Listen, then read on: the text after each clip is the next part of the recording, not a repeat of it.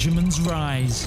You've seen a Renaissance world be thrown into chaos. Now get ready for us to go truly medieval on you. For one weekend and one weekend only, 8 competitors from across the Paradox world, 7 content creators, Koifish, Simo, Jillyeon, DaFloove, Tarkus, The Student, and DoItForBruce, as well as one mysterious knight known only as the Staeg, will battle it out in an all-new Crusader Kings 3 Para Bellum competition. It's time for gaming royalty to be crowned in Para Bellum Kingmaker.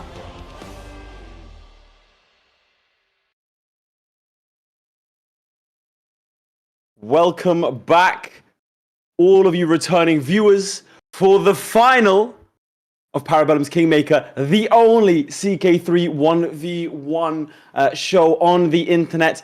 And this is it, the culmination of 3 hard days of work, from 8 competitors down to 4, down to 2, and that will be down to 1. I'm joined today by my co-host, Red Hawk. How you doing? I'm good. I'm glad you asked, man. Not only are we the only CK3 competitive show, we are the best.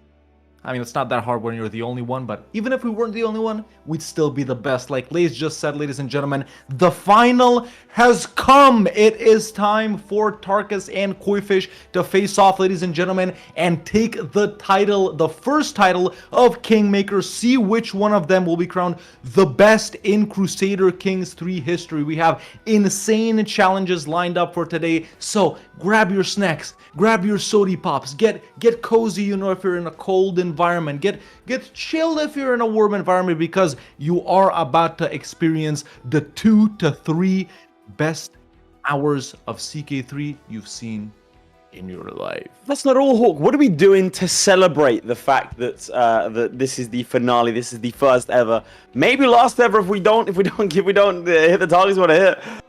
But what are we doing to celebrate the fact that this is the final? I'm glad you asked. Listen, chat.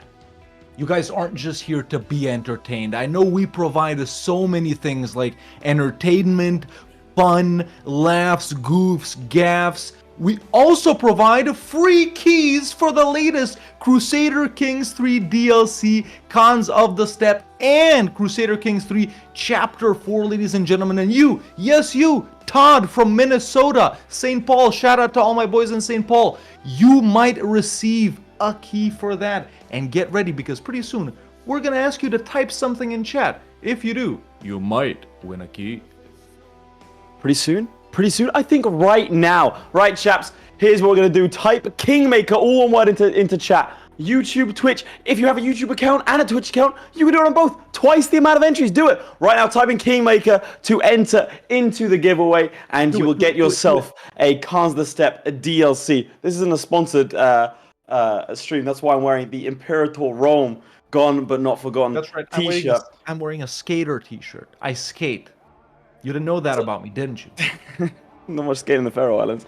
But in the, so people are spamming Kingmaker. One of you is going to be selected. A subscriber does come in. Who's that? Mr. Snoopy666. Mitch, are we ready to give away the first key? By the way, also make sure to join the Discord, because we have to verify who you are. Make sure you have your Discord linked to your Twitch or YouTube accounts. I think we're ready. Ducky's Hero. Ducky's Hero, make yourself known. Ducky's Hero. We have a winner, ladies and gentlemen. Let's go ahead and try and find him in the chat right here. Make sure you type again the name that Late just said right here, and we will flash you up on screen. Go ahead and repeat that name. There he is. Oh, there he is. Ducky Hero. You got him? There it is. I just popped him up on screen. Ducky Hero, make sure to join the Discord and connect your Twitch and Discord accounts so we can verify it's really you. You're going to go ahead and message Midgeman right there, and you will get your key for... What were we giving away just now? Tons of the steps. We also have... So we have loads of those keys we're going to be giving out throughout the show. We also have 3 Chapter 4 keys that we're giving out. That gives you access to DLC across the Chapter 4 saga of CK3. But... enough said about that. That's just a little taste of what's to come. Speaking of a little taste of what's to come, we actually gave the 3 challenges, because it's going to be a best of 3. We gave 3 challenges to Koifish and Tarkus. They've had it for the past hour, the 3 challenges. Usually we give 1 challenge 30 minutes in advance. This time, 3 challenges, 60 minutes in advance. They have to prep them all. They don't know which order they're going to come in. They might assume, but it could be in any order. They don't know nothing. Let's go through those challenges right now. Midge, if you don't mind.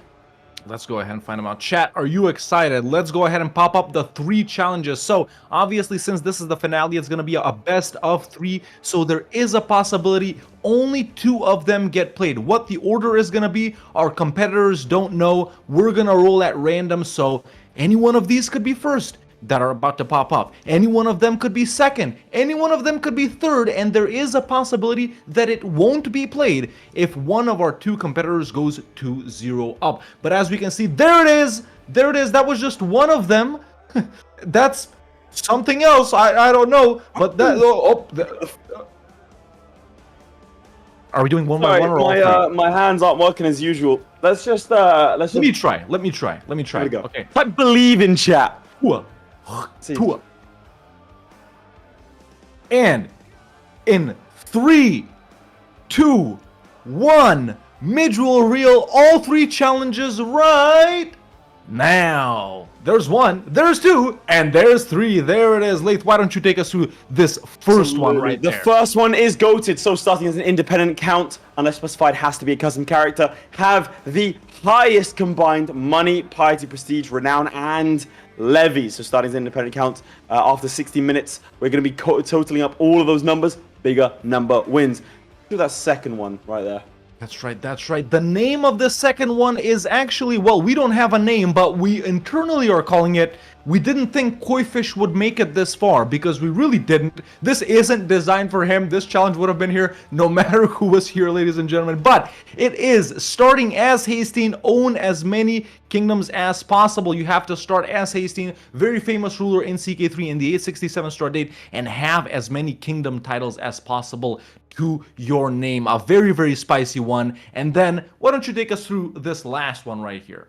The last one is, or could be in any order, nepotism. Have the most dynasty members as independent landed rulers. Very interesting challenge. My personal favorite right there.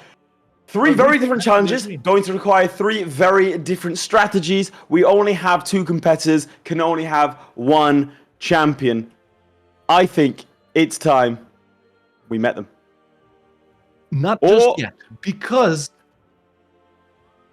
they're still prepping, you know, chat. You know, at this point we would get started, right? But the pressure is so on Tarkus and Koifish right now. They're like, okay, let me make something up, so I give myself 1 more minute to think. So Tarkus has just told us a tractor ran over my trash can, and he's got to go pick it up with his neighbors, blah, blah, blah. Koifish, in the meantime, said, I just drove a tractor into a trash can. Let me escape the police.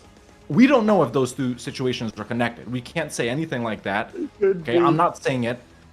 We're getting a lot gifted through Twitch. Twitch. We appreciate that. Yeah.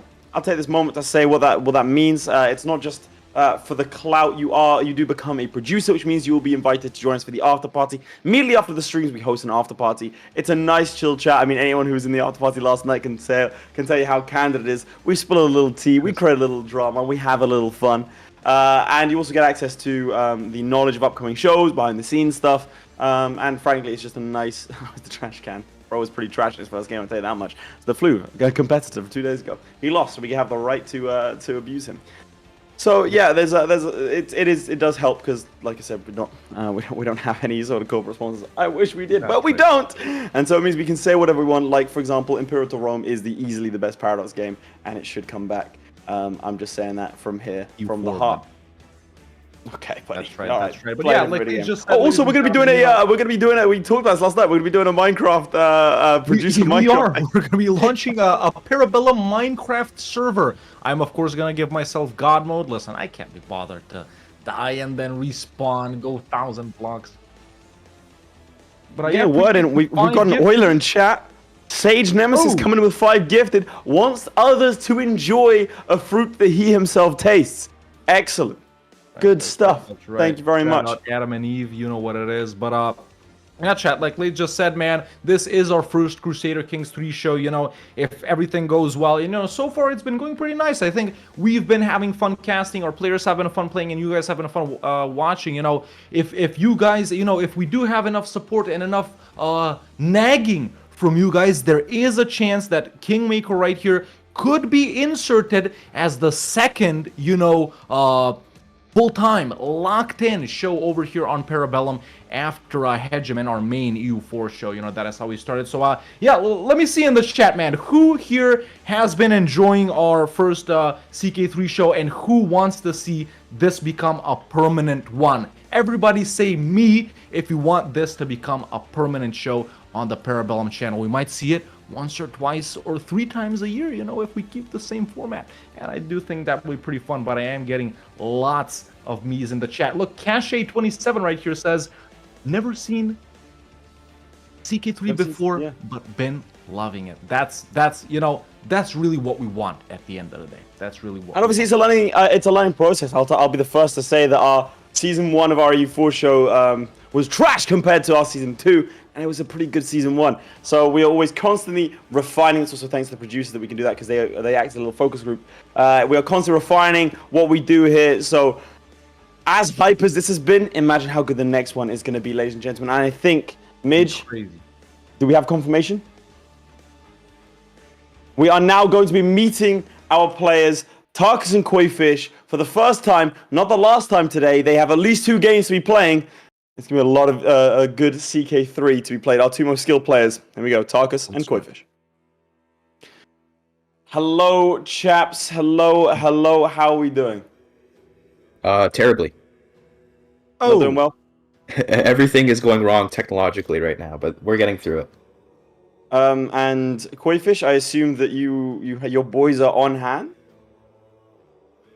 Hello. I'm doing great. I'm ready to win this.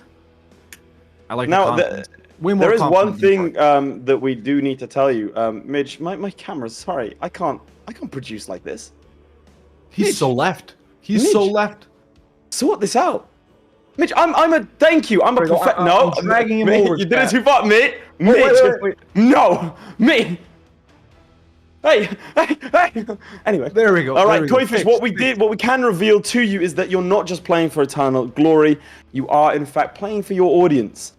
Because we'll reveal that the runner-up will get a nice Cons of the Step DLC key to give away to their audience. That's nice. However, the winner gets 2 of those and a Chapter 4 key. So if you lose today, it means you hate your audience. Same thing goes for you, Tarkus. Right. So that is on the line. It's not just your own personal pride and dignity, because I know firsthand you don't have any. Anyway, Koifish, start with you. What do you think of the 3 challenges? I think number 2 is honestly the one I'm gonna struggle with the most. But the other ones, I'm completely confident in my abilities to win. With that said, I'm going up against the mega mind of Crusader Kings, you know, and it's gonna be tough. But all challenges are very fun, and yeah, after having played against Jillyeon yesterday and seeing her insane big brain move with 85 inbred children, or whatever it was, I'm gonna think outside of the box here. Not use raiding, not use pillaging. I mean, maybe some raiding and pillaging, but I gotta I've done some theory crafting. I also accidentally ripped my shirt here when I was doing gardening. So gardening? You weren't driving a tractor into a trash can? No, we've heard some things. Now, Tarkus, I'm actually gonna take this over to you.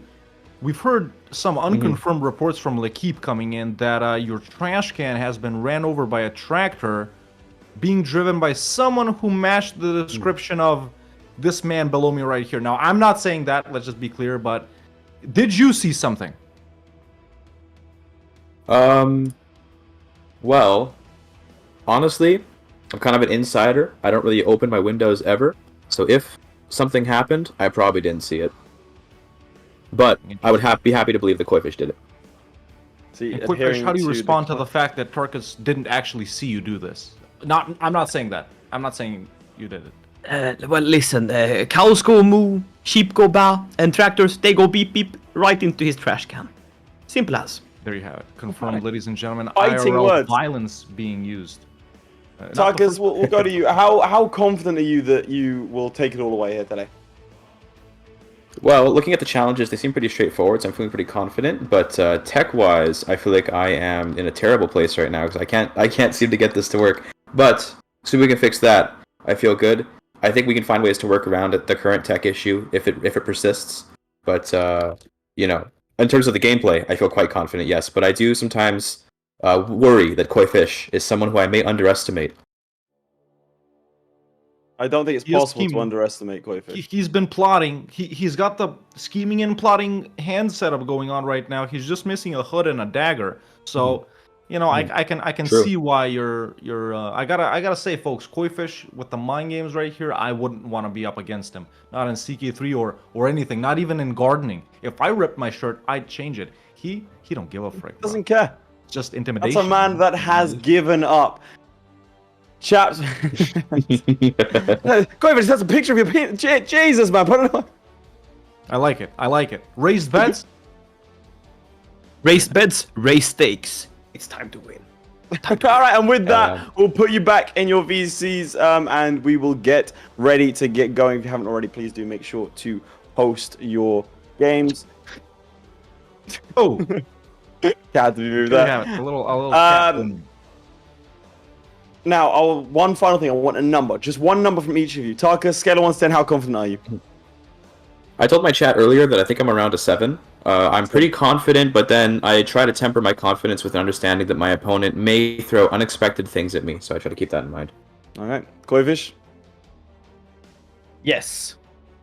100%. There are no numbers. I'll give you a letter. A. That's how confident Nice. I am. Very Canadian of you. This man operates outside of measurable scales, ladies and gentlemen. And with that, we'll let you go. Good luck to you both. I'm off this. I'm just kidding. I'm just kidding. Mitch, take us back. I don't know why that's so funny. On a scale of 1 to 10, 100% A. I'll tell you what, black guy has a 100%. I'll tell you. Oh my god, dude! I actually, this laughing got me sweaty, bro. It's already so hot in this room. Listen, that's a great start for me, if nothing else. It's always nice to have a. Always nice. It's to have alright. that, okay. It's a good start. Let's actually get this started, ladies and gentlemen. So we just flashed up the 3 challenges before this interview. Let's go ahead and ask Midge to flash up the challenges once again, all 3 of them, and I will announce to you guys the first challenge that we are gonna be doing today, because I do know. Yeah, you know what? We know what the first challenge is. We actually need to tell them. So we're gonna hop them back in, and I'll yell at them. Just say it. Let's announce it to the audience, and we'll hop back in and tell it to them. Okay. There you have it. So, ladies and gentlemen, those are the 3 challenges on screen. Goated. The Hastine one, we don't have a title for it, and nepotism. And the first challenge that Tarkus and Koifish are going to be facing off in is ding ding ding ding ding, challenge number 3. Nepotism. Have the most dynasty members as independent landed rulers. This right here is our first challenge of the day. Now, you will go ahead and let them know. So let me break it down for you folks. Let me give you guys the explanation. So for that challenge right there, ladies and gentlemen, nepotism. They are gonna have to, start as a custom character and have the most dynasty members as independent landed rulers. So what does that mean? You know, someone in chat earlier said, yo, starting as the Rurik kids in the 1178 start date would be busted. It would, but they gotta start as a custom character. So, yeah, you can't just pick out a massive dynasty. You know, you gotta do some planning right here. So, yeah, there it is, ladies and gentlemen. That is the first challenge right there. So as long as we're ready to jump into a game right here, I think we're ready to get started. So what do you think of our first challenge right here, Leith? Our first challenge, so here's the thing, chaps. Ladies, gentlemen, others. When it comes to this challenge, you need to have your dynasty members be as many, like you are started as a custom character. And you have to have as many different landed, they have to be landed, independent landed rulers. You cannot control them. That's difficult because just giving out land doesn't work because of your vassals. And you have to handing out stuff. Some people you can't, depending on your titles, you can't just make them independent. So you have to A, get family members. That's the first half of the challenge. B, get to a sufficient size such that you can actually give out land. And C, actually make sure that that land can go independent. That's your problem here. It's going to make life very, very difficult. Lots of caveats, man. You gotta kind of protect them and stuff like that. Does It's a tier of independent ruler matter? No. Just have to be independent. Just gotta conquer a ton of land and explode, right? Not really, because there's no guarantee that your dynasty members will survive in that. Also, if you join the Discord, you can join the watch party if you're a producer. There are individuals already in there, and during the show, as well as during like the interim portions, we will bring up people for a little bit of an interview with the audience. You join that. So let's see. What do you think in chat? What do you think some examples could be? Number one, get a lot of kids. Make sure maximum participation takes place. Yeah, but then you're trying to not like trying to die at the right time, which in CK3 is going to be something very tricky. Yeah. Like you start an existing dynasty, you cannot. No, it has to be a custom character. So there's that. I'm trying to see, is there any other like nuances to the rules? They can start as whoever they want, chat. They can start whoever they want. They don't have to start as counts. I don't think we have that in the rules. Yeah. Start in the HRE and then just break apart? We'll see. We'll see. It's really not that simple. You know, if you do that right at the end, sure, you could do a little special timer like that or something and then pause like in the final minute. But if you're doing this, there's two ways to do this, in my opinion. There's a way to do it gradually, right? You just keep doing it and keep doing it, try to keep these guys alive. And then there's a way to do it like exponential right at the end. In fact, I'm excited to see if our players will be going with two different strategies. I hope they will be going with two different strategies, but yeah, there's a lot of HRE start and delete HRE title. Well, I'm glad you're not playing because otherwise you'd immediately lose because you have to have them. You have to have the dynasty members as independent landed rules. Plus, if it's your primary title, you can't get rid of it. Yeah. Is this amateur hour? We only want the best of the best, watching the best of the best. Yeah. I don't care if you're an audience member, player, we'll roast you. Yeah, that's how it is. Listen, we big upped you guys 2 days ago when we said every one of you guys watching is better than the Staeg. Obviously, not all of you are better than the Staeg. Okay, there might be some guys that are worse than the Staeg. I guess we'll have to see. I actually want to ask this, chaps. This is a very complicated question, but you're all smart individuals. Please do listen carefully. I'm going to ask you for some data collection now. I want you to put 1 in the chat if this is your first ever Para Bellum stream. 2 if this weekend was your first ever Para Bellum experience. 3 if you are a pre-existing Para Bellum enjoyer. Just so we can sort of see. Well, number 2s? That's a lot of number 2s saying that this is their first ever Para Bellum event. Yeah, 2s, 3s. Really cool. Anyone here for the first time ever today? Drop a 1 in the chat if you're here for the first time ever. There's a 1 for Mary Sheep 12. Mr. Fancy, yeah, not that many 1s. There we go, another 1, yeah. Mostly 2s and 3s, actually. So, you know, have we made some real fans out of you guys? You know, you guys are here for the first time this weekend. Would you, you know, we got a lot of EU4 viewers sticking around to watch CK3. Will we have CK3 viewers sticking around to watch us do EU4 in a couple of months' time? That's what I want to know. You know, that's what I want to know. You hope so. Again, our aim here is to create a product that is entertaining for everyone involved, regardless of your affiliation in terms of games. For example, Hawk, he don't play anything but EU4. Legit, this guy, I've begged him. He plays Lego Star Wars and EU4. Those are the only two. And by the way, chaps, we have dangled this before. At some point, Hawk and I will be doing a stream together. Where? We will. Fresh, clean, the classic Lego Star Wars multiplayer, and we're gonna 100% it. I'm talking every level done to completion in one sitting. The average time is 28 hours. We're gonna be staying up all that time, one stream, doing it all in one shot. One time only. What do you think of that?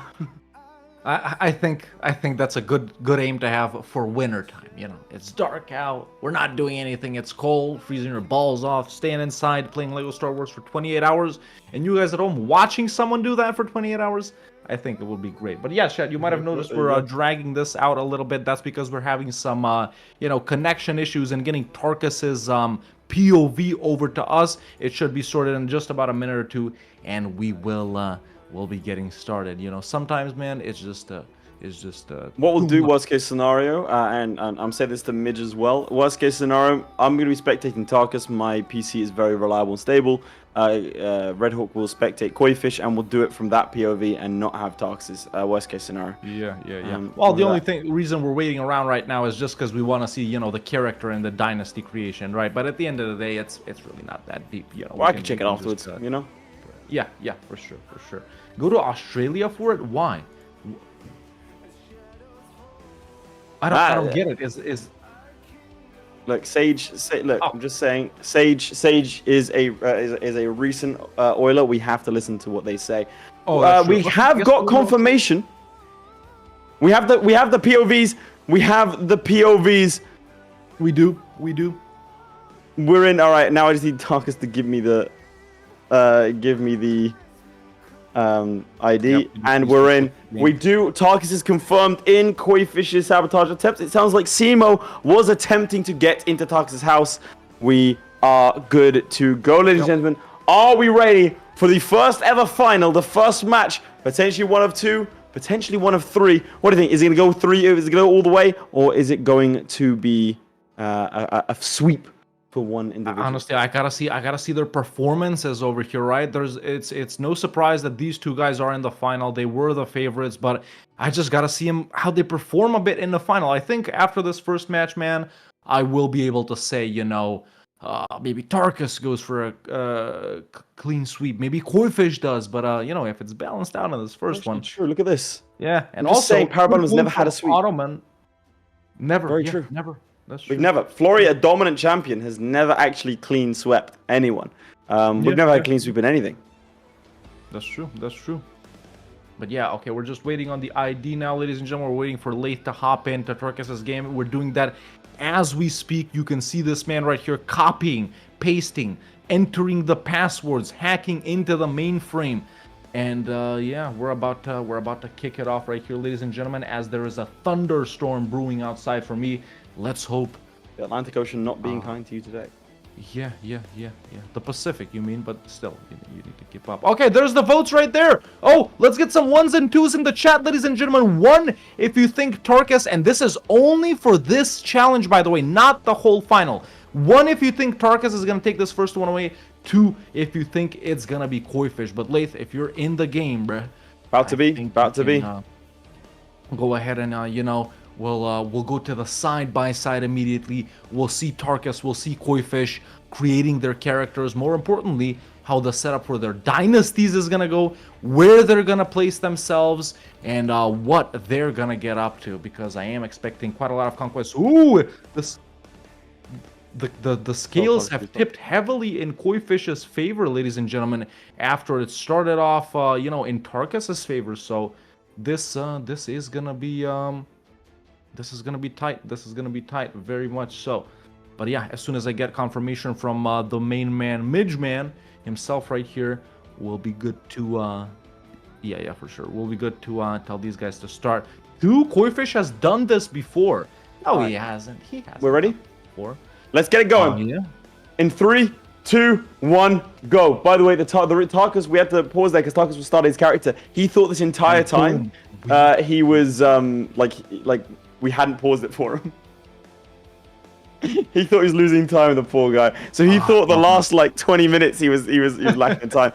But we are ready and going. We can see Tarkus randomize the appearance. Is that EA Nasir?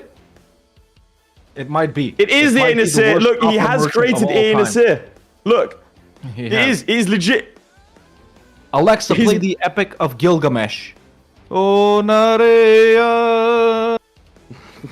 Alexa, what a beautiful voice. I actually know it. I actually know how to sing it in Sumerian, chat. An undiscovered skill right there that I've let you know. But We'll save that. All right, for let's another see what time. they're doing. So focusing on Tarkus for a second, we do see that he has gone for not the highest tier of the martial lifestyle, but pretty high indeed. Has gone for 13 sons. He's 48 years of age, going for that initial sons. bad. And it looks like Koifish also doing the same. 6 sons for him. He is under the limit. It's 400. Both of them look like they have the characters. Both are very, very basic characters. Not too many traits on them. Nothing too complicated. The same amount of martial. A little bit more stewardship for Koifish as he does take a slightly better martial lifestyle. I think it's going to come down to who can get going quicker. Frankly, I think that's what we're going to look at here. It might. Koifish with 6 kids. He's got to make sure he's having as many kids as possible. It looks like he hasn't taken any personality traits and instead has gone for, I believe that's Logician and Border. I'm not sure. I can't quite see that. But there we go. Koifish is in. Koifish is in. Running, ladies and gentlemen. Here we go. 2 minutes, less than 2 minutes in. Let's go to his POV directly. Very interesting. Okay, let's go. Here we are in Koifish's game, ladies and gentlemen. I can let you know that he has placed Aya Nasir Maharaja. By the way, Aya Nasir, so an interesting culture choice right here. Laith can let us know what that's all about. And he has placed him as the ruler of Ghana. Now, he is the king of Ghana. That is his primary title. Various duchies as well located over in Ghana. About 6 of them, you know, over here, not being ruled by his family. Of course, he does have 6 children. Eldest son is 27. Youngest guy is 22 from what I can tell. So not bad at all. Interesting start, and I think we're seeing maybe a slight repeat of what Tarkus did the other day of taking you know, one of those Indian cultures and placing him over in West what year is he in? West Africa. He is the Canada culture, so he's Canadian from India, but in Ghana. You get what I'm saying. You get what I'm saying. But yeah, that's what's going on right now. So Laith, what are the benefits of being Canadian right here, aside from the, you know, Canadian bacon his son and has, maple? what's the benefit of being Canadian? He's Canadian? Oh, the culture is Canada. You're gonna have to click on it, my friend. You're in his game. I couldn't tell you that. You know, he's stoic. You know, he's got Dravidian heritage. You know, cultural acceptance. You know, some. We'll flip to Hawk's POV so we can show it off. Yeah, let's go to my POV right here. Maybe we can figure out what it's all about. So, you know, these are his cultural pillars right here. Maybe it's more related to some of the innovations that he does have a lot of innovation. No, that's not. What could be the is that his culture? Right? Are you sure it's his culture? Yeah. Look. I mean, it's down there. You know, your culture, Canada, Dravidian heritage, Kannada language, era, tribal. You know. We'll see what chat has to offer for us. If you put it on my POV, I'll show you right now what's going on this over on this side of things. Ooh, has he started as well? He has started. He's gotten going. He's gotten it cracking over here. Chieftain Gandalfur of Vesterfold. He has got flexible leader, strategist, gallant. So gallant's very, very important for him because it's a little bit more prowess and gives him that attraction opinion, which will help with having kids. He does have 13 already, and I believe what he's going to be trying to do is getting as many of them on thrones, perhaps as early as possible, because right now, as the Astaro Faith, he can declare wars very, very easily and should be able to win them very, very easily as well. I will say that the one problem he's going to have, or one problem both of them might have, is they cannot make someone independent that is de jure part of their realm. So this isn't de jure part of his realm, so he can give this away immediately. Can we flip to him, Tarkus' POV? I'm going to see if he is giving it away immediately, or he's going to wait until the end. Interesting. No, he just goes for another deck. Okay. I think he's going to be trying to build up this as much as possible. Again, he's going to run into a couple of issues later on down the line. But a good start from both of our participants. I'm not saying anything too special regarding like a mismatched faith or Norse culture or anything else like that. I think it's pretty standard to me. Two slightly different strategy. Let's flip to Koifish's POV and you can take me through what's going on over there. Yeah, so Koifish, what he's been up to during this time, ladies and gentlemen, he's just been, you know, marrying off his sons, securing marriages for them. Obviously, you know, with these guys being 20-something already, there's no extremes here, you know, for his children or for his ruler or whatnot. So he is, of course, going to be hoping to maybe even get some grandchildren going right here. there we go. We can already see that he is involved in a war, the Ghanaian conquest of the Duchy of Silla, which is those, you know, well, what you're seeing on his screen right now as well. Only, you know, 2 provinces right there, so not bad at all. That is, you know, a part of the Duchy of Silla itself as well. So if he conquers that, you know, that's one more title he can grant to, you know, any sons or whatnot, any types of heirs. But I have a question for you. So in this challenge, is there a location we can look at to you know, to clearly see his dynasty members and if yes, they there are is. landed and independent? Yep. Well, where is it? Oh, well, you didn't ask that. You just asked if there was one. You just click on your dynasty? You just click on the dynasty, and then you click living members. We can see from there how many independent rulers there are. Yeah. Okay. Excellent. So it'll be Excellent. on rank That is anyway. what Koifish is up to. In fact, he's already started his second war. He's done with Silla right there, ladies and gentlemen. Didn't actually take that land. Now he's in Flip to your another POV? war. Yeah. Let's flip to my POV and I'll show it off right here. So he did wrap it up with these guys, with Silla. Now he's fighting the Duchy of Jenne right here. So this is these are the guys that well, not fighting the Duchy of Jenne, but the conquest of the Duchy of Jenne, which is that duchy. I wonder if this is going to be a problem here. Now, could you, in the bottom right, there's the map mode for kingdom titles. Do you mind selecting that for me? Yeah. There it is. There it is. So you right see there. the Ghanaian kingdom. That is de jure land. So down like where Ghana is, bro. Yeah. Right there. Are we on your POV or are we on? No, we're actually not on my POV. Or on my POV? Okay. Can we go to horse POV? Yeah, let's flip to my POV. There we go. Yeah. So you see the Ghanaian kingdom. Yes, of course. Things within that he's not going to be able to give independence to because they're de jure part of his realm, which means he can't like justify giving it away, and so therefore he cannot give it away. So he has to conquer outside of the kingdom of Ghana. So if we go to his, so he can only hand out territory outside of it. Let me just compare these. So yeah, he can't give out any you know, titles in these 5 duchies right here, ladies and gentlemen. These 5. As far as I'm aware, he is gonna have be wrong. a blob out outside of those. Actually 6. No, fine. Yeah, there we have it. So yeah, continue along with his war with you know, these guys. Another one. Now he did manage to expand into Jenne, as we can see, which is outside of the kingdom of Ghana, you know, proper. Let's see what Tarkus is up to. So what Tarkus is up to is this expansion. I do want to point out what where is it? So what's something very interesting? Bjorn Ironside might screw things up for Tarkus. He likes to block from Frogyet. That is very true over here. Bjorn is he dead? Okay, so Bjorn's already dead. So I wouldn't worry about that because usually he starts here, he has ridiculously high diplomacy. If he forms the Kingdom of Sweden, everyone will want to be his vassal. But that hasn't happened. That's actually very fortunate. Dying at the age of 42, not too bad. But Tarkus is at the age of 50, and he is wounded currently. He could die quite quickly, and if he does, it's not the end of the world. But it does mean that things are going to be outside of his control. Because we look at the succession over here.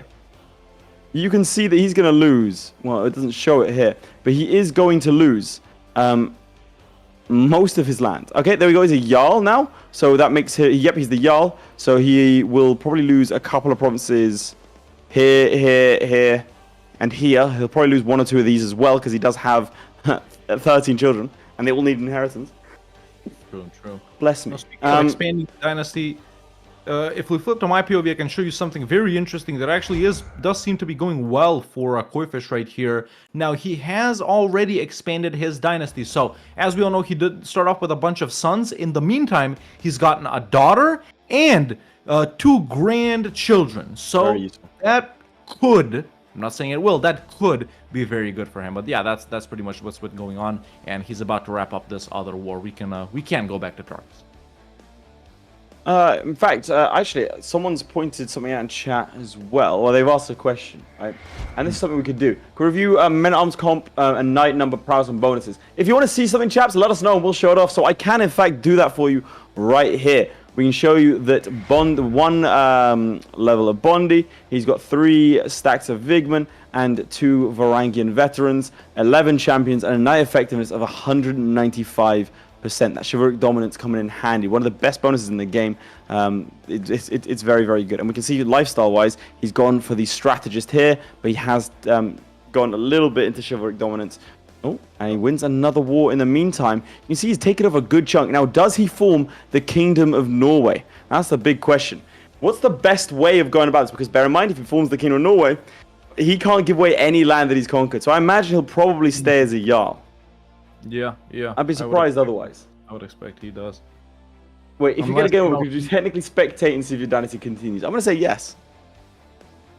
Because we're not, the rules don't state anything about you individually, right? So your dynasty can continue. Most likely they'll lose it, so I don't know why you would ever do that, but yeah. That's true. But yeah. There seems to be YouTube chat favoritisms. You thought, boy, you thought we wouldn't notice? Not at all. Listen, not at all. Take us through, Koifish. Yeah, so if we go back to my POV right here, ladies and gentlemen, just to go back to what that other commenter was saying, his army, stuff, all of these guys right here does seem to be slightly stronger than what it was in Tarkus's game. Obviously, he is his realm is larger and whatnot, so quite a lot more levies and a couple of more Sturviers as well. As we can see, 2 of his sons are in fact these guys right here, so that was interesting. Much lower knight effectiveness, 113% to 195%. It's that level 2 Miltech, bro. You know what it is? It's probably already level 4 by now in Norway, but you get the point.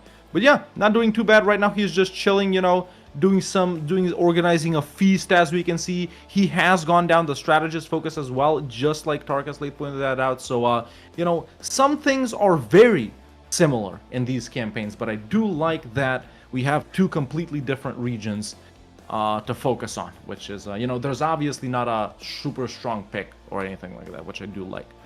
So yeah, maybe we can go to Koifish directly actually at this point. Let's go to Koifish directly, and in fact, I'm going to drag him up here, and we're going to harass him.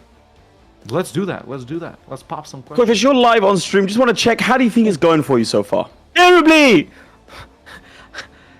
Africa is a very dangerous place, and my sons are being attacked. Help! Okay. Thank you very much. Good luck.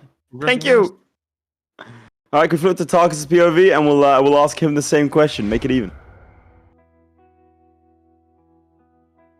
All right, Tarkus, you're live on the broadcast right now. How do you think it's going for you? Well, I have no idea what Koifish is going for, so I'm kind of just hoping that what I'm doing is good. Right now, I'm enjoying that my game is running very well. It seems like using Edge is based. Consider this me sponsored by Edge. Not actually, but Edge seems to be quite based, so I'm happy about that. I'm used to playing at about 15 FPS. So you think it's going well, thanks to Edge? Yes. Yeah, it seems like I'm going to thank Edge in my speech when I win, is what I'm saying, basically. Excellent. All right, well, Tarkus edging there. He's edging. yes. He's edging. All right, so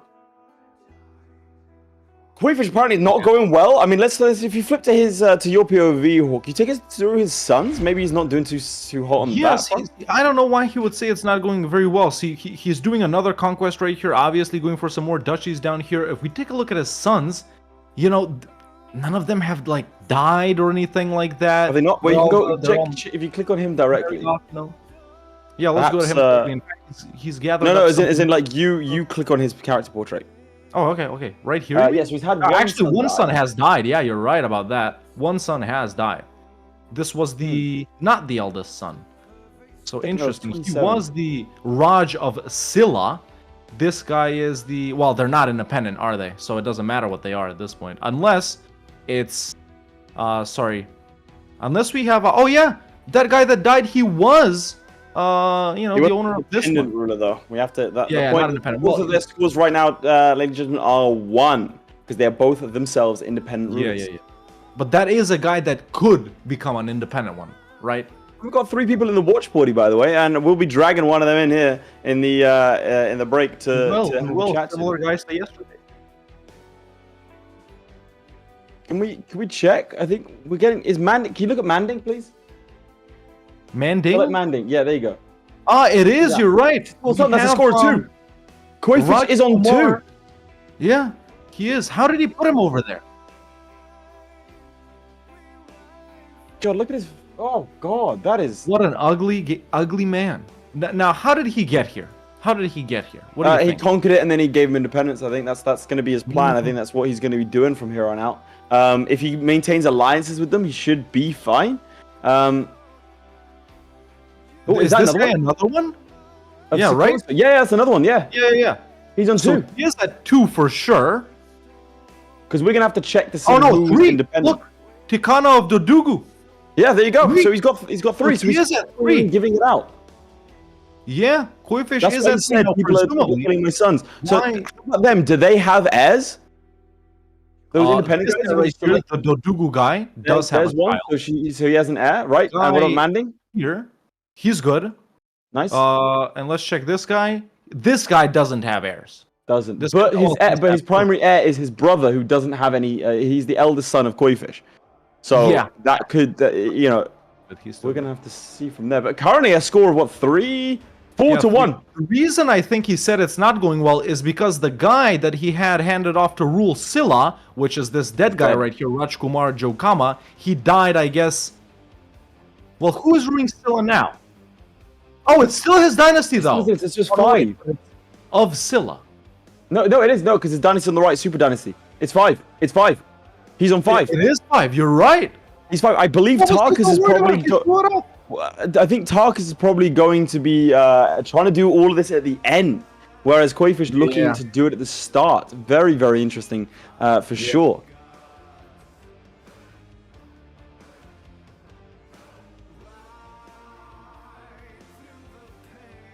If I hover over it now, I've been.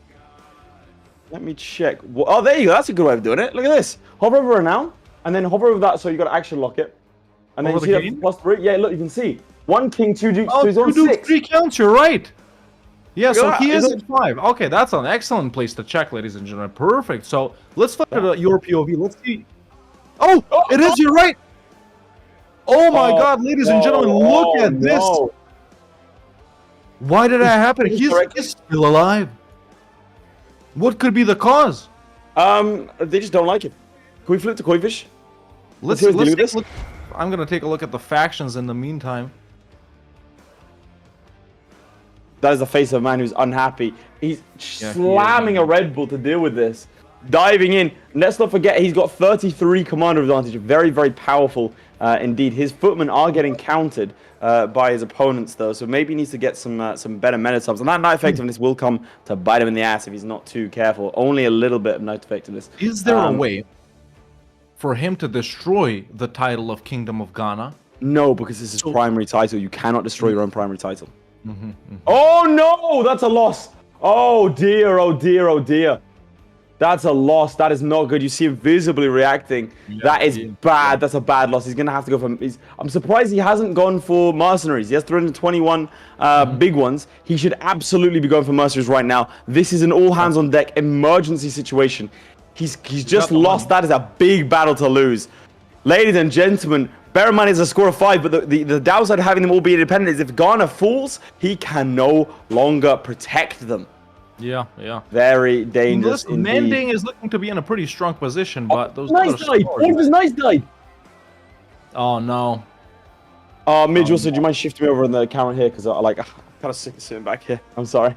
Thank you. I'm going to sit here and let you sort that out. But yeah, all of his knights died. That's why he's so bad at fighting currently.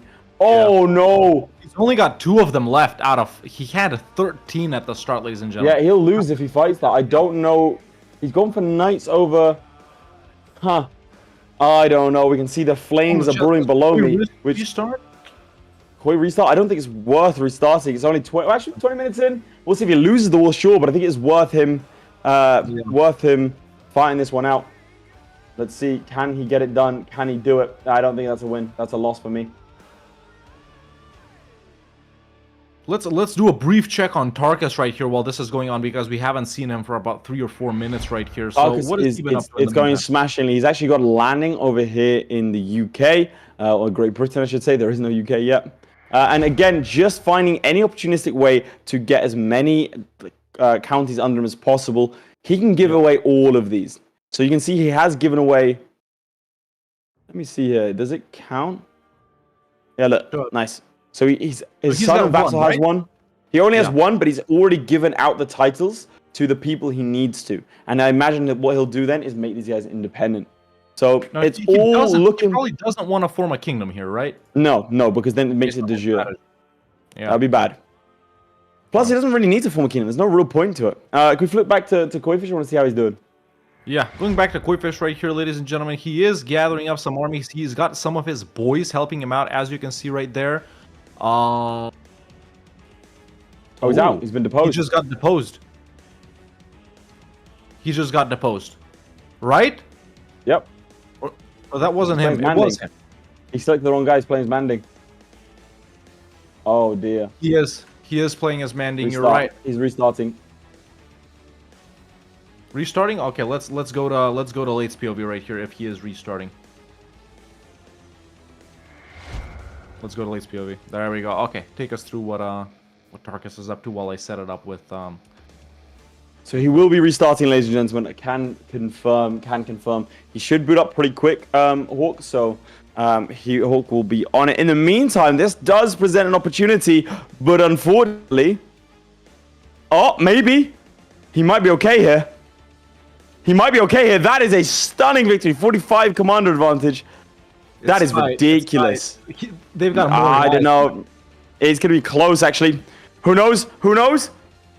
This could be a bad loss. It is a loss. It is a loss. One of his kids died as well. Heir taken prisoner, in fact. That is bad. That is bad. That's a massive battle to lose. And that's 4,000 men from, I think that's the Isles. I think that's Ivar the Boneless coming to haunt his dreams. Ladies and gentlemen, that is bad. We're going to have to see if he is going to dive straight back. And I wouldn't hear the... So, CK3 will say you'll win decisively or lose decisively. You really do just have to think about it at times. Because the game will not be able to tell you definitively. They are going to go, and he will be defending this one in the mountain, so I think he might be okay. I think he should be okay. He does have the numbers for it. Oh, it should be fine. It's going to be close, though. There it is. A swift recovery from Tarkus there. Now, this time he's defending the mountains. And he does have the wall goal, so it is going to be ticking up. But it is rather nasty indeed. Hawk, are you doing all right during the game? I'm just waiting for Koifish to send me the the thing again. Yeah. All right, maybe hop in the chat and see what his plans are. As I see, maybe where are Tarkus' troops? Where are these troops? Did he disbanded them? Why would he do that? He's gonna re-raise them? Oh, I know what he did. He did it to bait them back in. That's very smart. He did it to bait them back in. That's huge brain right there. Oh, and he's gonna catch 500 of them. Oh, that's so good. There you go. Look at that. Oh, there you go. And now he does win. Doesn't even have to fight that lot. That is costly for one holding, but that's one more point on the board when he decides it's his time to shine. And his son has been let out of prison. Look at that. So, Laith, his son, by the way, an independent count. Out of the two strategies you've seen thus far, with the late game setup from Tarkus and the early game here from Koi, who is now restarting, what's your money on? What's your strategy here? Well, you just said it, didn't you? What? Well, Koifish is restarting. So? He'd have to come up with something big.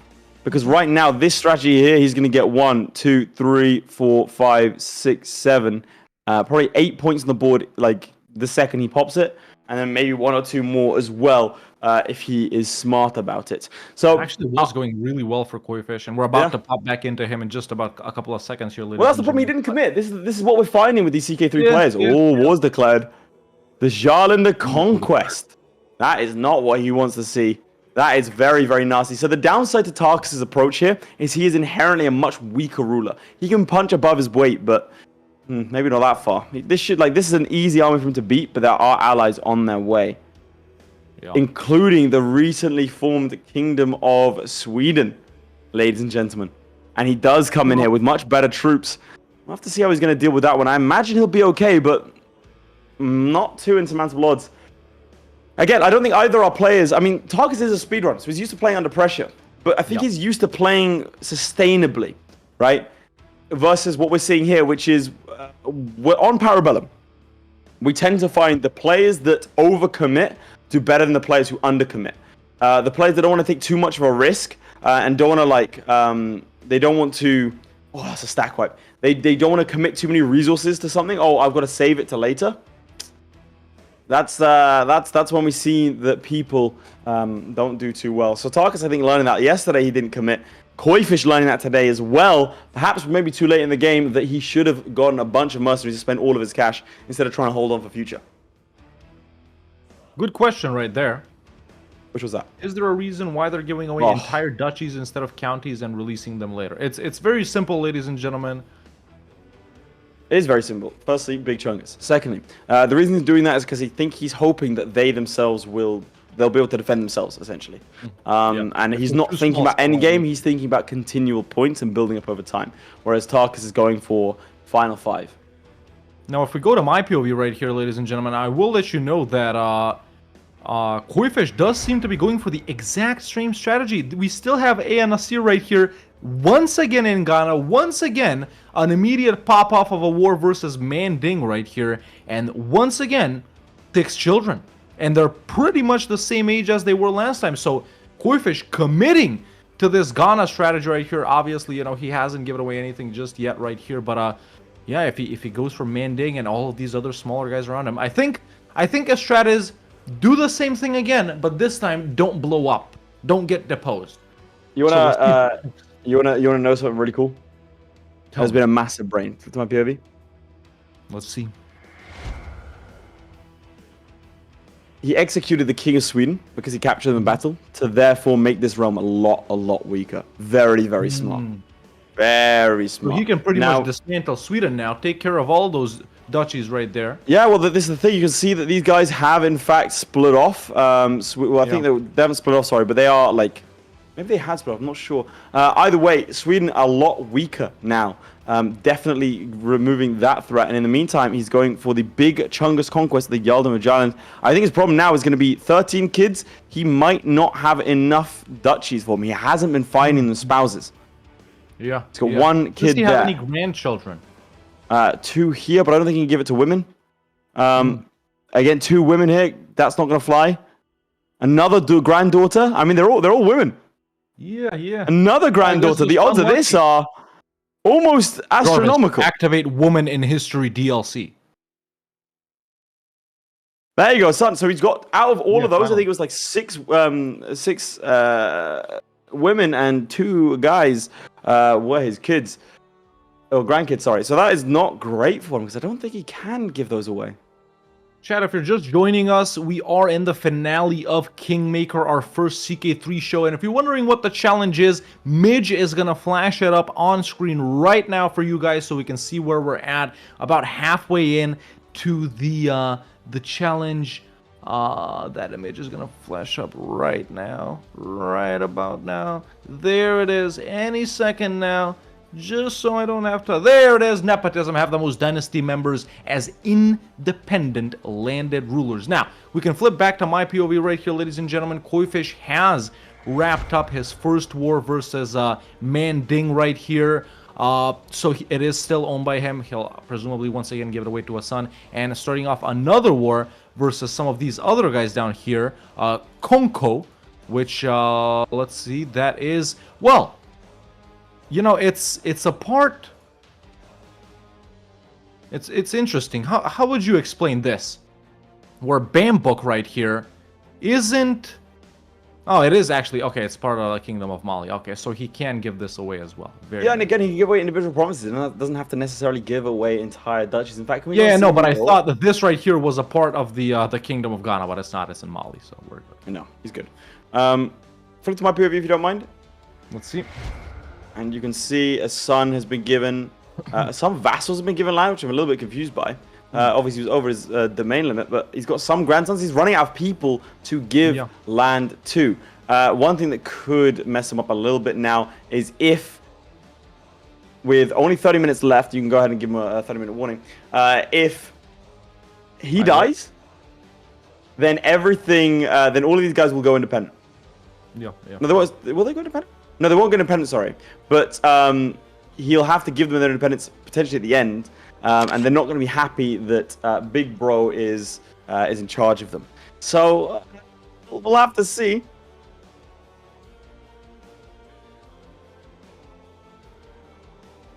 Yeah, Right, yeah, sure. Midge said he's going to show off something. But in the meantime, like I said, I'll say it again for Red Hawk's benefit. When he dies, and I mean he's one-legged and wounded, it might be soon. If and when this man does perish, he is going to have a couple of unruly vassals under his belt for sure. Brothers tend to not enjoy each other. This is Taking a what Tarkus washing said, break, ladies and gentlemen. no worries about time. Let Koifish have a chance. Damn. Now we are 0-4 for aura farming. He's On mean, this, like- maybe he like- will be the first guy to aura max on his opponent.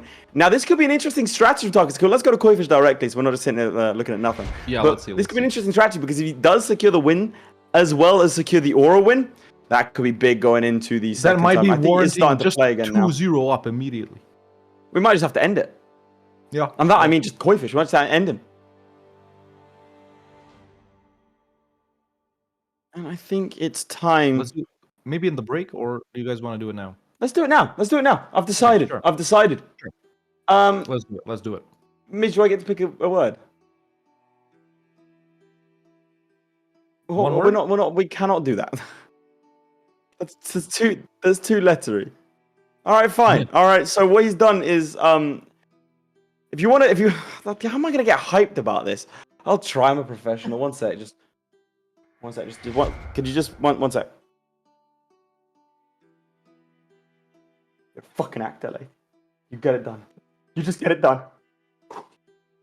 Ladies and gentlemen, the Cons of the Steps DLC. We do have a key to give away. This isn't sponsored. That's why I'm repping Imperial Rome, so you know what we say here is true. We will be giving away a key to one of you at home right now if you put the word Nepo Baby, all one word, Nepobaby. Presumably, you put that in on Twitch and on YouTube. You have your chance to win yourself a key, and we will select. You spam it as many times as you want. We'll select our victor very, very soon. We still do have more keys to give away, including Chapter 4 stuff. So don't go anywhere. This is just the beginning of the Para Bellum generosity, shall we say. Truly. I mean, if you think about it, in terms of like raw value, that's a lot of money we're giving away, boys. Are we sure we couldn't just like, sell them? Do we think about that? I wish. Might not make a But lot of alas, sense. no. But one of you guys in the chat is going to be getting that DLC. Keep spamming away, and Midge will tell us when we have the winner, and we will be announcing it right here. As always, boys, if you do end up winning a DLC, make sure to join the Discord, connect your YouTube or Twitch accounts to your Discord so we can verify it's really you, so no one wants to steal your key and stuff like that, and you will be receiving that and playing that brand new DLC whenever it comes out. I don't even know, because it's not sponsored. I don't even care. We're just giving that out to you boys. You know what it is. But yeah, Midge, you can let us know whenever we have a ruler, and in the meantime, I can let you know nothing. I can let you know nothing. Villager M has won There the he giveaway. is. Congratulations, Wait, I'm trying to catch him. Villager I'll M. catch him. Sorry, Not him. I'm Not just. him. Hold up. It's scrolling. That's There it actually is. something There he like is. Villager M, you are the winner of the DLC. Make sure to join the Discord and connect your whatever account, your YouTube account, to the Discord so we can give it to you. Villager M, you should be seeing your name on screen right now. There he is. He says, "No way, yes way, you did win it." It's you. Congrats. It's that guy. He says, yeah. You know who else used to say yeah? That's right, the two-time Dr. Disrespect, ladies and gentlemen. Midge is trying to silence us, but he can't silence the truth. The truth being, Dr. Disrespect is the two-time. He is the two-time. Pick a card, any card. The Two of Wives, excellent choice. Anyway, back to the game. We are assuming Tarkus is back to his game. Is he back to his game? Is he doing something? You Tarkus is vibing right now. If you flip to me, I will show you. He's actually gone for the big Chungus conquest, the Yaldom of Bergslagen. So he's trying Nice. because he has his prestige up. Ooh, but he's trying to min-max his men at arms. He's men at arms maxing right now, and so these things, especially these Varangian veterans, Very powerful warriors indeed. As you can see here, they actually have better toughness in harsh and normal winter, and they work well in the plains. Very hard to counter as well because it's usually spearmen or heavy cavalry that'll do it, which is rare in this culture. So very good, but very expensive. So it's hard for him to declare wars. He does have a deficit of prestige right now, but he did get his prestige up to illustrious, and so he can seize entire duchies at once. That doesn't help him too much when it comes to doling out new titles. As you can see, a lot of his kids here are dying. This kid had his head ripped off by Sybjorn. Who the hell is this? Sybjorn Salendiger. Yeah, interesting. Let's see this. King Bjorn's Master of the Hunt. Still vibing, ripping off heads. Shout out that guy. I think right now in this second start, ladies and gentlemen, Koifish might be going for a slightly different strategy. If we flip here, you guys might see that he has conquered stuff, unless he started doing it right now. In fact, I'll go ahead and check that, but he hasn't. I think he's going for we just saw him doing this. Mistake? The universal for this is not good. Help me, Lord. Yeah.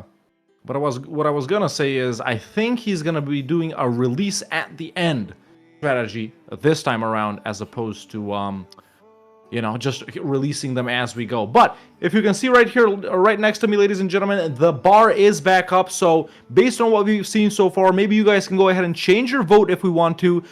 1 in the chat if you think Tarkus is going to win this first challenge. 2 in the chat if you think Koifish is going to take it away, even after his restart with 20 minutes already gone. Oh, he's looking at his own guys. Look at the top right. Let's see. Can we see how many independent rulers there are? Has he got any? I don't think there are any. I just checked. No, it's just him. It's just him. Not that many. Not that many grandchildren this time around. Tarkus has a slight problem. That being, there's a lot of enemies running around at the moment. A lot of enemies. How many wars is he? Just that one? So, because of how CK3 works, if you are at war with someone and someone else declares war on you, that person right here, so you see those 2,400 troops? Yeah. They're over here, and they're fighting Sweden in an unrelated war. But because how CK3 works, because he's attacking Sweden and Sweden was attacking these guys, for whatever reason, he is now essentially at war with these guys as well. He's hostile to their armies. Frankly, it's the worst possible thing about CK3. I hate that feature so much. It makes 0 sense, and I despise it. It makes I don't know, Midge. Can you weigh in on this? I don't know why that's a thing. There's no historical precedent for it. There's no realistic precedent for it. Midge, I'll explain for you again. Tarkus has declared war on the King of Sweden for a duchy. Yep. The King of Sweden was at war with the Jarldom of Västergotland, right? Or is it war with the Jarldom of Västergotland? Or at least war with one of them, right? This guy's a defender, to be clear. He's defending. And yet Tarkus is hostile to him, even though their war goals don't align, and this guy's just defending himself against this guy. Oh yeah, no, Zero sense. It doesn't make sense. Hate it. Hate it. Yeah. Terrible feature. And that's how you know we're not sponsored, because it is the most infuriating thing about CK3. Put a 1 in the no, one in the chat. Put a yes in the chat if you agree with me. Put a yes in the chat if you agree that is a terrible feature in CK3. Because it just doesn't. I love that feature. George, you're a psychopath. It doesn't make any sense. It doesn't make any sense. It's like saying if Hawk punches me in the face and Midge then kicks Hawk in the shins to defend me, right? And then I go Midge and then headbutt him. Like what? Like what does that make any sense? How does this affect LeBron's legacy, ladies and gentlemen? It's terrible. It's horrible for LeBron's legacy. Anyway, let's flip to Koifish to see how he's going, because I believe that this... Look at this. Here you go. No, flip to me. It's going to happen. It's going to happen. Look, he's fighting these guys. He's fighting them, even though their war goals don't misalign. Flip back to me, Midge. You won't be silent. He didn't flip back to me. He didn't flip back to me. No, it's too late. You missed it. God, I hate it. Well, let's go back to my POV, ladies and gentlemen. I can take you through these wars that Koifish was involved in. So he just fought the Kabu guys over here, took this from them. Actually, no, he's still in that war, as we can see. And he's just about to wrap it up. There's 100% right there. So I think he is sticking with the release at all at the end, man. Ghana looking quite a lot more stable right now. We're once again 20 minutes into his start. So about this much time had passed last time he restarted. And still no heirs are currently independent rulers. He's up to 7 kids. Got some more concubines right now. No grandchildren. this time, though, interestingly enough, you know, actually the living members has increased. Oh, yeah, he does have grandchildren. Do you want to break in here and just speak What? straight I to can't chat? hear you, yeah. Just to shout out Prism Love from earlier, we missed it earlier, but they gave out five producer roles to the community on Twitch. Hey, nice. Thank you very much. What a legend. Appreciate And if you that. do get a producer role, you can join the watch party that's happening right now in Discord. So if you do wanna enjoy some fine cuisine with your fellow man or woman, then hop into the Discord, join the watch party, and you can all react together. Exactly. Midge, is that number right there, 230 out of 250, next to Lathe, updated? Is that the latest stats? Okay, so that is our goal that we're trying to reach right here, ladies and gentlemen. We're trying to reach 250 combined members on YouTube and Twitch. So if you guys wanna, if you guys wanna see this show come back If that's my in a POV. couple of months' time, you might wanna help us we out do with have. that. I think he's gonna win. He does win the siege, and that is despite the fact that he's hostile to these guys, which he should be hostile to because they had nothing to do. As you can see, this war's still ongoing. He was hostile to 4,000 troops he didn't need to be hostile to. I'm still mad about it. Well, you thought I wasn't going to talk about it again? I'm going to talk about it the entire day today. Hawk, sorry, you said about producers? No, I said it. I said what I said. Okay, he's now going to be giving out this land. We go to the side to side. We enter into the final 20 minutes here. I think this is where really it should ramp up for Tarkus. Well, I guess for Well, Koifish Tarkus too. might peter out. That's the thing, because he doesn't have as many dynasty members. I think Koifish is going to start suffering from the same problem here. Yeah, Jack Badan. It ended like 7 minutes ago, bro. You're kind of late. I don't know. Yo, you might want to refresh your stream, bro. Refresh, bro. You know what I'm saying? But how many could he max give out right now? Is that something Honestly, you know? I couldn't. I can certainly check if you'd like. You're gonna force me to check? You're gonna make me do it on you? Okay. You don't have to. No, I'll do it. Whatever. It's fine. Okay. Jason Rubin, Alright. meanwhile, coming in with the 1 gifted membership. Thank you very much for the support, Jason. 6, 7, 8, 9, 10, 11, 12, 13, 14, 15, 16. 16 is the max, and 16 is what he currently has. So he's going against the Duchy of Huis now, against the Kingdom of England, which formed. Oh, that's a mistake. Potentially. Flip to my POV if we're not already. He's landed in England, but Alfred the Great is taking control. And that's dangerous because Alfred is a very good leader. Look at Fatal Blade, flexible leader, very good. Enemy defense advantage minus 20%. Not that there would be one, but brilliant strategist.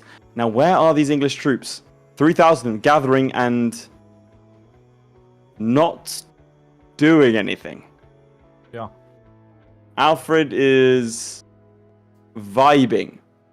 Just being chill. I mean, granted, that's a lot of men at times he'd have to fight, but you'd think he'd do something. As London now gonna fall. Oh, hang on, he's got another 700 men. Is Alfred doing something? He just might be doing something. Why is Tarkus pausing? Has something bad happened to him? No, he's Let's still go the to same him guy. directly, maybe? See what he's doing? I know it's a slideshow. They're coming, they're turning up. Alfred and his men. Tarkus doesn't know. There we Tarkus go. doesn't see. Tarkus doesn't know. Tarkus doesn't see. He sees him now. I think he should be fine. Relax He tries the to run. No, I think he should be okay. Let's see. Yeah, smashes the English. Not even close. Actually, It's those men-at-arms. 51 commander advantage? he's gone. Defeat, actually a pretty massive defeat right there, ladies and gentlemen. But we'll see if he comes back from that. No, Tarkus is fine. We're talking about. I was looking at Alfred. The English got swacked. Oh, you're looking at a completely different thing. No, look. I was looking at the same battle, but from the inverse. Meanwhile, Ankira coming in with the 5 gifted memberships on YouTube. Thank you so much for the support. Appreciate that. You're all gonna have access to the your after gifting party. memberships. Yeah, you're gonna watch us. Oh, they're coming back in. The English now, 1,000 men fewer. Let's see. They should be absolutely fine here. Let's see. Tarkus absolutely smashing Alfred. Look, 51 commander advantage is ridiculous. Yeah, Tarkus is steaming on ahead. I will say the only downside to strategy again is not having as many kids. I think he should be trying to get as many big lost balls. developments right here, ladies and gentlemen. Let's flip to my POV so I can just show it off. So Koifish, he started 3 different wars himself versus Wooly right here. Then he did versus Jolof up there, and over here it's something else. But he also got declared on by Adrar up here. Now, of course, them pretty much 2-1 right here, but you know, it's go into them. Not a conqueror. No, okay. I just want to check. He's not a conqueror because that would have been the only thing that would have been. Yeah. So there we go. That is what's going on in Koifish's game, ladies and gentlemen. Still Koifish on seduction focus. We've heard. Oh yeah, he has changed that this time. Yeah. Yeah, he's trying to have as many kids as possible, which I think is the right decision, to be honest. Yeah. Also, chat, I want to point something out. Look at this. The sun is in my eyes, but I'm staring at my screen despite that for you. For Para Bellum, I cannot see. My vision is deteriorating by the second. But that's okay. Because I don't need to see with vibes like these. That's not a bad idea. At this point, do you think it's time for an expert analysis from the watch party committee, please? Because someone in the chat just says, in fact, it's Crushknot right here, the real strategy is going on in the watch party. Well, do you want to drag him in and tell us what the real strategies are? You want to pull in Crushknot? Go on then. Let's do it. Yeah. Crushknot, you're live in front of a live studio audience right now. Tell us the real strategies going on in the watch party. Well, we were wondering if there was another way to somehow start the game off with an empire that you could. With an empire that you what? You cut out? Like if you could somehow dissolve your empire and start handing it out to your kids, but if they're all de jure part of your. You've got 2 empires, you can do that and switch out your primary title, you might have a shot there, yes. Yeah, like, so we were trying to figure out if there was. Yeah, like what title could you do that with? Could you do that with the Holy Roman Empire somehow and dissolve the Holy Roman Empire and give it to a whole bunch of kids with like a Jillyeon strat? I think the best way of doing it, like you say, is to start off, as we actually saw yesterday, to go into Hungary with Almos, with the Migration Castle, do the same thing to take Khazaria, so then you have 2 potential empires, because the empire of Carpathia is quite easy to form once you have Hungary. And Khazaria is different. And then switch your and then switch your title back to Empire of Hungary, and then give out all the Khazar ones. That's it. Brilliant strats coming in. That's why you join the watch party, ladies and gentlemen. Thank you very much to Crushknot. Appreciate that. That insightful commentary. Thanks, boys. Look at that. Well, there you have it, ladies and gentlemen. No slurs have been said after we dragged in a random person. Well, Crushknot, not that random. He's one of the boys now. He was the first recipient of one of our keys that we had to give away. So yeah, 12 minutes left, ladies and gentlemen. It's still all to play for. The renown that Koifish has increased quite a while, but it's mostly because he ended those wars. So still giving out. I gotta say, he is giving out stuff to his boys. Although none of them are independent as of yet. Mostly over here in the East, as you can see those little titles on your screen right there, the little banners or whatnot. So yeah, how many do you think realistically we're gonna see right here? Like, what's the average for this campaign? Average. I mean, I would be surprised if they get 20. Like 20 is like a really good score because it depends on how many kids they can have. Yeah. Okay, can we flip to Tarkus, please? Yeah, let's see. And then let me just check. Yeah, no, I still can't see. So, Hawk, what's going on here? Oh, as we can see, ladies and gentlemen, Tarkus still involved presumably in that war over there in England. I actually can't see if he has declared a war. Our cameras are in front of that. But, yeah, that's his army right there. He's 60%. He's declared war for the earldom of Suffolk. So, for an individual province here. The Danelaw's formed. I'm surprised that he's not going for sort of. I know why. He can't afford it prestige-wise to go for anything larger. He's actually got a level of fame down. We'll go ahead and give it a 10-minute warning soon. His level of fame is decreased because he's declaring wars outside of his purview. Now, add Madge, you gotta be joking. If you're not joking, please refresh your stream. He's only going to know 30 minutes, bro. He's only going to see that later. By the time he refreshes the stream, it'll be tomorrow. Shout out Adnaj. We call it from the present. That's right. That's right. But I'm gonna go ahead and give our players a 10. Absolutely. Warning. 10-minute warning going in, and I want to see how many Dynasty members exist. So 27 living members. Bear in mind, these guys started off with only a couple, I think 13 on Tarkus' side. So we're going to have to see how many of those he's able to give land to. Might have been a good idea to start with a culture which you can easily switch to equality now that I think about it. Because one, the big... I never doubted their ability to conquer. And this is the big trap that I thought in my head. Would be that these players would want to conquer as much as possible, thinking I need as many territories as possible to give to my kids. That's not actually the limiting factor. The limiting factor is how many kids can you have. And having a culture that allows for female inheritance, that is the big advantage. Because then you have granddaughters and daughters that can then... inherit land as well. So both the players fallen for a little honey trap there, yeah, we'll see. Chat, what do you think? Do you agree with me that would have been the strategy? Because that's what when I cooked up this challenge, that's what I was thinking at least. Yeah, that's actually not bad at all. Now, if we flip over to my POV right here, Koifish's renown has dropped down from like 200 and something down to 10. So what could he have spent that on? What do you mean? In terms of... Well, why would I'll have to duck under my monitor. What am I looking at? Renown is down to 14. What could he? If you check his dynasty. Yeah. Move. And then go open legacies. There's too many events. Big bottom of the bottom. Yeah, I see it. It's just the event. Scroll all the way down. He's got a family one. Kin. So that's bounces loins, I believe. Opinion. Yeah. No, it's that one. There you go. Bounces loins. Fertility plus 10%. Desperately trying to have as many kids as possible. I would assume here. And what's the year in your game, if you don't mind me asking? 883. It's 883 in your game? Yeah.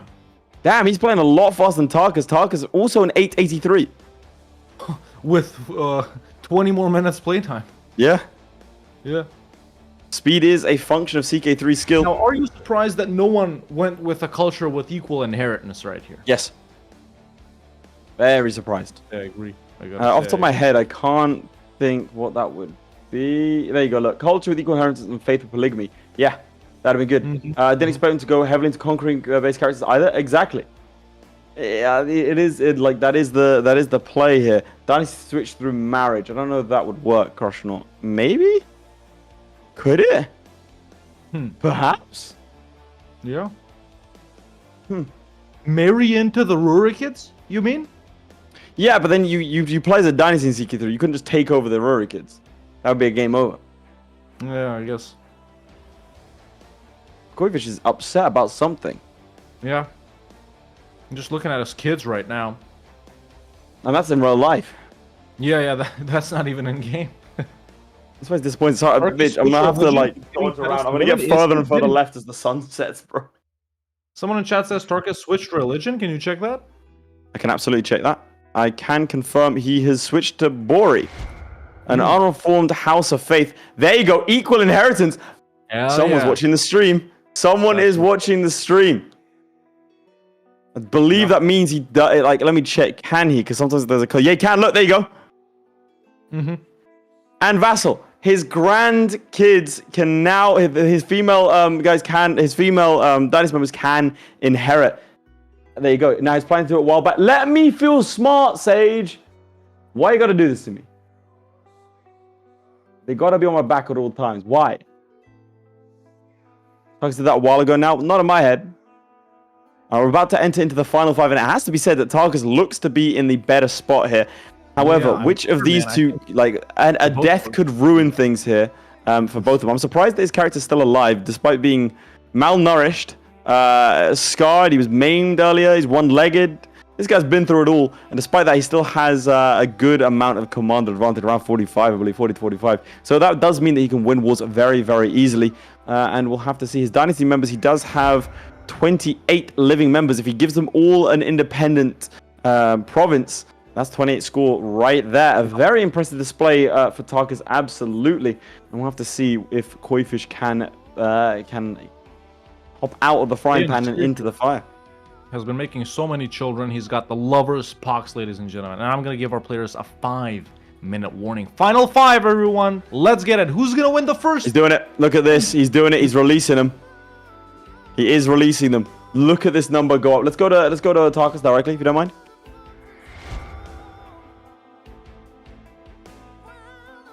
Tarkus is not just major, just confirming that. But look at that, Grant Independence. Look at that, Grant Independence. Oh, he's doing it. He started doing it. Does he get stressed for granting out the titles? I don't think he does. There you go. Now, stress is a big thing. Remember, Tarkus almost lost the game yesterday because of that. Because of his stress. So we'll see. Look at this. All of these Grant Independents. I mean, the dynasty, it's a very independent dynasty for sure. They kind of just like let their kids do whatever they want. Decentralization, chat. Yeah, it's kind of like the iPad kids of their day. Just stick them in front of a duchy and see what they get up to. Yeah. Okay, I mean, so how many? I think every single dynasty. Early, he might have a little more time. I don't think. Yeah, but I think he should be fine. He hasn't lost out too much. He doesn't have the prestige requirements to be able to declare war. So I think that's probably why he's done it. Let's see. Is he able to? Maybe a holy war? How has he done that? Big chunk is conquest. Oh, it's just a normal conquest. Surely he needs... Does he not need prestige for that? Or is it piety, Midge? Who knows? Who knows? In the meantime, if we flip to my POV, ladies and gentlemen, Koifish popping up some of his final wars here, presumably versus minor guys on the coast down here. This might be the final war, depending on how fast he can wrap it up. As we can see, sieging down here, this province. And I hope pretty soon he's about to start granting stuff as well, man, because we're about to enter the final 3 minutes. You know, this first challenge right here, ladies and gentlemen, could carry all the momentum needed to take this entire, you know, final. You know, if you lose this first one, you could be like, oh, I suck, what I'm gonna do in the next one, blah blah blah. But if you win this one, man, it could give you the push needed. But yeah, Anasir right here, 14 children, man, quite a lot of dynasty members. He can't give away, as we can see, 33, he can't give it away to females, so there is grandsons and stuff like that. But yeah, we'll see how he gets up to after. It's a good showing from both players here, which he did wrap this up. So yeah, I'm gonna give. We'll have to make sure we give him a 2-minute warning. Yeah. But you did say the M word there, unfortunately. What? Huh? You said minor guys, and unfortunately now Dr. Disrespect is watching the stream. Oh, so that's a bit of a problem. Let's go side by side, Midge. Let's go side by side again. Let's see what these guys are up to. Into the final 2.5 minutes. It looks like Tarkus is going to be sitting on his laurels a little bit here, timing things. I mean, look, it's better to be early than to arrive never. That's what I always say. And therefore, it looks like he's going to have a score on the board regardless of what happens in this war. It looks like he's going to try and get one more secured. I'm going to go ahead and give our players a 2-minute warning. Yeah, go ahead and do that. So as we can see, ladies and gentlemen, Koifish, I think he has started granting the titles as well right here. No, actually he hasn't. He was just looking at his children. But yeah, let's see. Some of his sons are let me see if I can try and see this from my POV. Trying to grant independence. Yeah. There we have it. I hate low quality copper. Same. Okay. Final minute and a half, ladies and gentlemen. We are about to have... Let's go to Koifish. I don't know if he's going to be able to get them all done in time. Yeah, there we go. He started granting them out already. We're seeing about 6, I think, have popped out at this point. Yeah, 5, actually. He's got 2 dukes, 3 counts. There we go. 2 dukes, 4 counts, ladies and gentlemen. So popping out at this point, I don't know how many Tarkus has.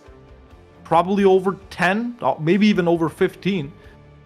We're up to a pretty good number over here on Koifish's side. I'm going to give our players a 1-minute warning while you continue to take us through this. Yeah, I mean, I just don't know that he has the time to click through all of these guys. I think he started too late.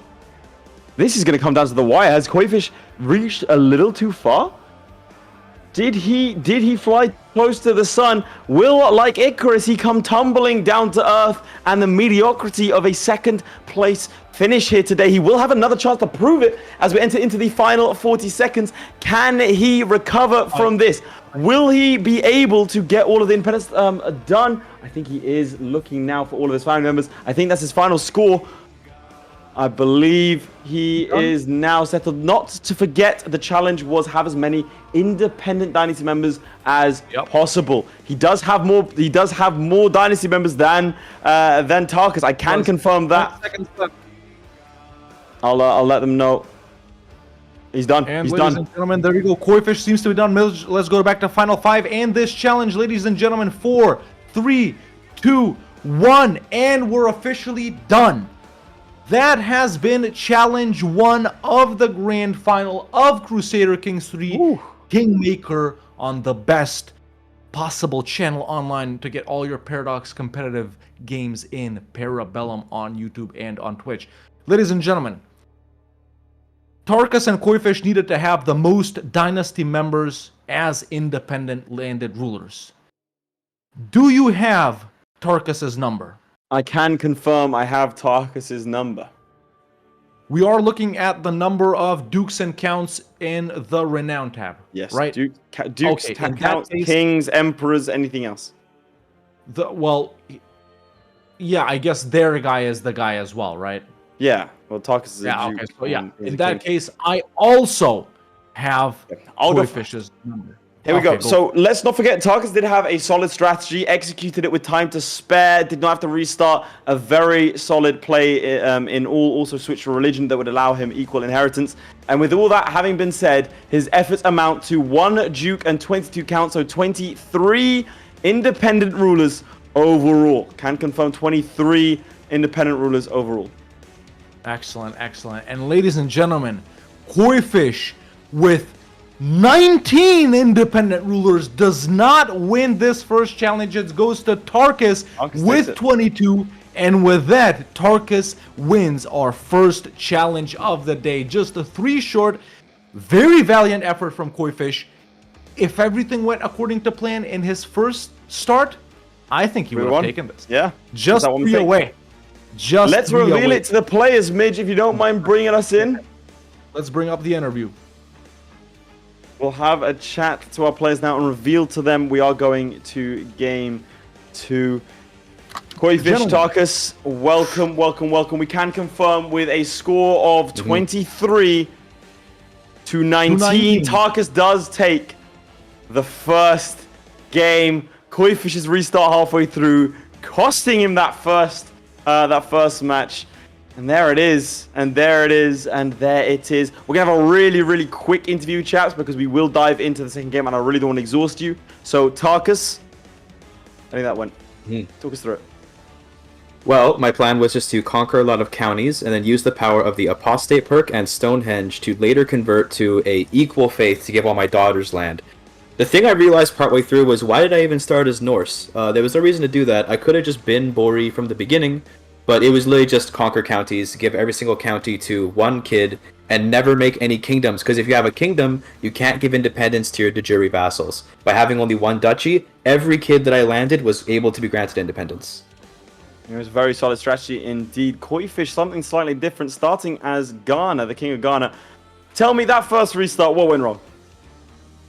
Africa is a dangerous place, you know. Honestly, it was less the restart. It's more my goddamn, you know, as every grandfather says to their kids, have more children, you know. I think my issue was that I made my character so hideous that his descendant didn't look, you know, they weren't looks max enough. So no one wanted to have children with them. And in the end, that's what messed me over here. Have more children, please. Yeah. Have more children. That goes out to everyone at home. Have more children is the order of the day. Don't bother using protection, says Koifish. Chats, we're not going to dive in too deep because we do have another game up and coming. We're going to reveal that second challenge to you now, and then we'll allow you literally just a couple of minutes. This is an endurance game, I'm afraid, so you're not going to have too long, but you'll have about 4 or 5 minutes to head out. Midge, do you have the challenge ready? The challenge is... Pop it up. Pop it up. Goated, starting as an independent count, have the highest combined money, prestige, piety, renown, and levies. There we go. Koifish potentially hoping for the Hastings challenge, but it does not come to pass for him here today. This is the randomized one. Right. I won't ask you any more questions about this. You guys hop in to a multiplayer game and get ready and just sort of settle yourselves, and then Hawk and I will give away a key. We will. Good luck to you both. Okay. Thank you. Good luck to you, Koifish. Undoubtedly looking for that challenge was Koifish, looking for the Hastine challenge. But hey, like I said, we randomized it. The Hastine challenge was always going to be in the final. We had no idea Koifish would actually make it this far, so we were a little bit nervous. And yes, we've randomized the challenges, and Goated has come up second. So starting as an independent count, that is the lowest rank that you can possibly play. You have to have the highest combined money, prestige, piety, renown, levies. There's no multipliers here. We're just going to add them all across in the top right, and we are going to see what scores they can come up with. So we're looking at probably a lot of raiding, I'd imagine. Mercenaries right at the end, because it is just that score up in there. I mean, I should probably make it clear to them that those numbers up. We got to pump them up. I'll make it also clear to them it's not just levies, it's the army size in the top right. I'll actually make that clear to them now. If you don't mind, Hawk taking away with the giveaway. But yeah, ladies and gentlemen, now while we're in this brief little break right here, not really even a break, we're just gonna get going in about 5 or 6 minutes. Sorry, Mitch, can you repeat that? Okay, I'll be saying it live. Yeah, we're gonna continue with our giveaway right here. We are gonna be giving out a key to another Cons of the Step DLC as we speak, ladies and gentlemen. So before that, just a quick reminder: Tarkus took away Game 1 versus Koifish. This is a best out of 3. So potentially, if Tarkus wins this challenge right here that is in front of you, that's it. Game over, finale over, and he will be crowned our first ever Kingmaker champion.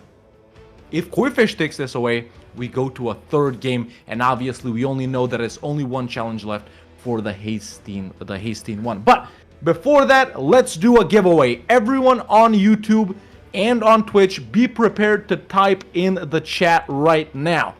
Maybe on YouTube and on Twitch to increase your chances. And listen to the word very carefully. You could win Cons of the Step. The word is disrespect. Everyone type in the chat disrespect as we speak, and you could be the winner of the DLC. There we go. Lots of disrespects coming in the chat. And yeah, someone earlier said we've been giving it out to YouTube more. I honestly haven't noticed that, but it could be because YouTube has 3 times as many viewers as Twitch. So, the odds are the odds. But yeah, as soon as we have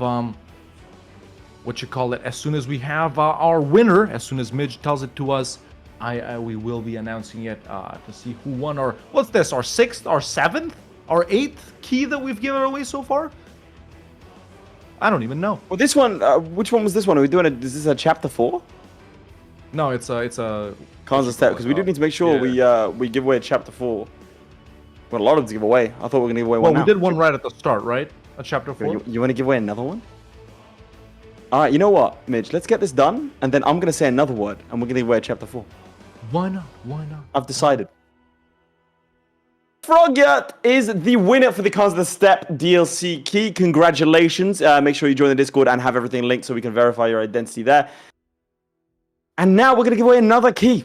We're going to give away a Chapter 4 key that gives you access to all of the DLCs for Chapter 4. This is a big one right here. 1 second. I've got to. Let's try and find him. What did you say? Who's the winner? Oh, there we go. Frogyurt. There he is, Frogyurt. You are the winner of the latest key. Make sure to join the Discord, connect your YouTube and Discord accounts, and message Midge. Fantastic profile pic as well for Frogyurt right there. Yeah. Okay, and chaps, in fact, I'm only going to do it if there are enough people in chat saying, just say yes if you want me to give away a key. Yeah. Say yes. Just say yes. I'm sad that I'm too quick that my double sunglasses gag doesn't work because I take off the sunglasses too fast.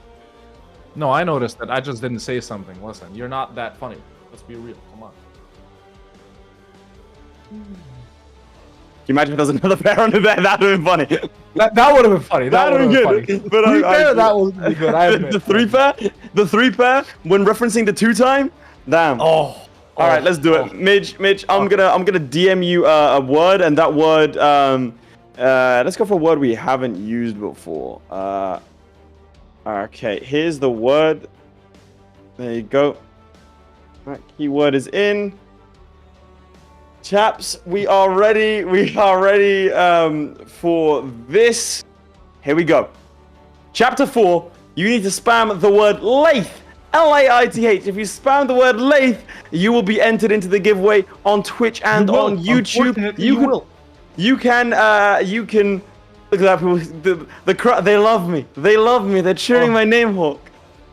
You can also, if you have a YouTube account, go onto YouTube and comment on the live stream there. And if you're watching on YouTube and you have a Twitch account, go and comment there. You can have both streams up and running. In fact, you can use your brothers, sisters, dogs' accounts. All of you can be spamming lathe right this second. We've done this one before. Oh, really? I forgot. I'm so sorry. Now keep spamming my name. Have we? All right. I don't think we have. Are we ready? Let us know when we have a winner, and right after that, Mitch, we have a winner coming in.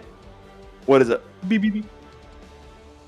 The winner is Minecraft Drugs, ladies and gentlemen. Minecraft Drugs. Well done, Minecraft Drugs. Let's see your name in the chat, Minecraft Drugs. You are the winner. There he is. He says, OMG, I caught him. You are the winner of a key for Crusader Kings 3 Chapter 4. Make sure to join the Discord, link your Twitch and Discord, and message Midge so we can confirm it's I hate to say it, but I'm afraid your profile picture looks like you were like on some found footage thing. Like some true crime kind of type beat. He was fine until he wasn't.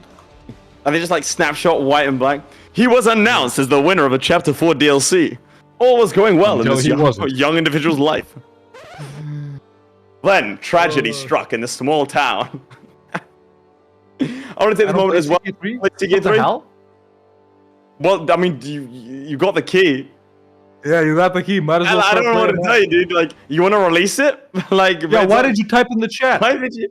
Do you want the key? He says give to anyone. Give it to anyone. Oh. That's what we're doing. That's what the giveaway is. Yeah, that's what the giveaway is. That's what the giveaway you don't want to win. Now I hope you're on a true crime thing. What is that? All right, chat. Man. First guy that types Red Hawk in the chat. No. Here's what we'll do. Midge. Yes, Laith. You know the thing that you said in Twitch chat that you said you're gonna do? As in, just drop the code. And yeah, just do it. Just do it, and we'll tell them after it's done. Do it, because then they have to scroll up. Oh, okay. Now I know what you're talking about. Yeah, doing both. 3, 2, 1. Go. Huge aura to reject the key. That's true. Yeah. So there you go. It's actually there's a key has been put into both chats. Just copy and paste it. First one to redeem it wins. Yep. Gotta find it. Gotta scroll up, boys. Gotta scroll up. There you go. Simple as that. You know what? We'll just that. Someone copy and paste it again. They're copy and pasting it into. Now they're copying and pasting it. It's two different guys. Why is everyone copying and pasting it? It's already gone. There you go. Congratulations, whoever got that one. Redeemed it on Steam. I think it's time. This is how you redeem it. All right, let's get cracking. All right, I've got to look at the chat. I mean, that is horrible. Look at just the amount of glare on my face. I look like a hawk in terms of color of my skin. Resub 4 months. Appreciate that. I've got to double up. Why are you copying? To answer this question, no. No. Well, actually, we haven't discussed that, but yeah, I guess for now, no. All right, I think our players are ready. Yeah, I can confirm I'm in game with. Did you see the question that was asked in the chat? No. In the Kingmaker chat on Discord. I'm seeing it now. The answer to that is I have to hide from the sun. Well, it's already been answered. Yeah, that's what the thought process was. Like the key is in the name. Basically, I'll say Tarkus was asking if in the challenge where you have to be an independent count, start as an independent count. Do you have to start as an independent count? Do we just disqualify? Go straight to the hasty challenge? We probably should. Alright, I think I'm joining. This is horrible. Mitch, I might have to pull down my blinds. No, you know, okay, sorry, you don't know this, but Mitch went, oh my god, really, like, really sarcastic. No, I'll stare like this, I'll be blind. I'll stare directly into the sun for you, Mitch, is that what you want? Honestly, man. It's getting so bad that there's a green enough reflection that your white face is chroma keying out. My white face is chroma keying out? Yeah. That's pretty racist, right? Let me sort out. Yeah, you do that. In the meantime, Hawk, I have a question for you. Yeah. Has this weekend inspired you to play some CK yourself as an EU4 main? It has. It really has. I'll be playing CK in about a month. There might be a video coming. There might. Oh wow.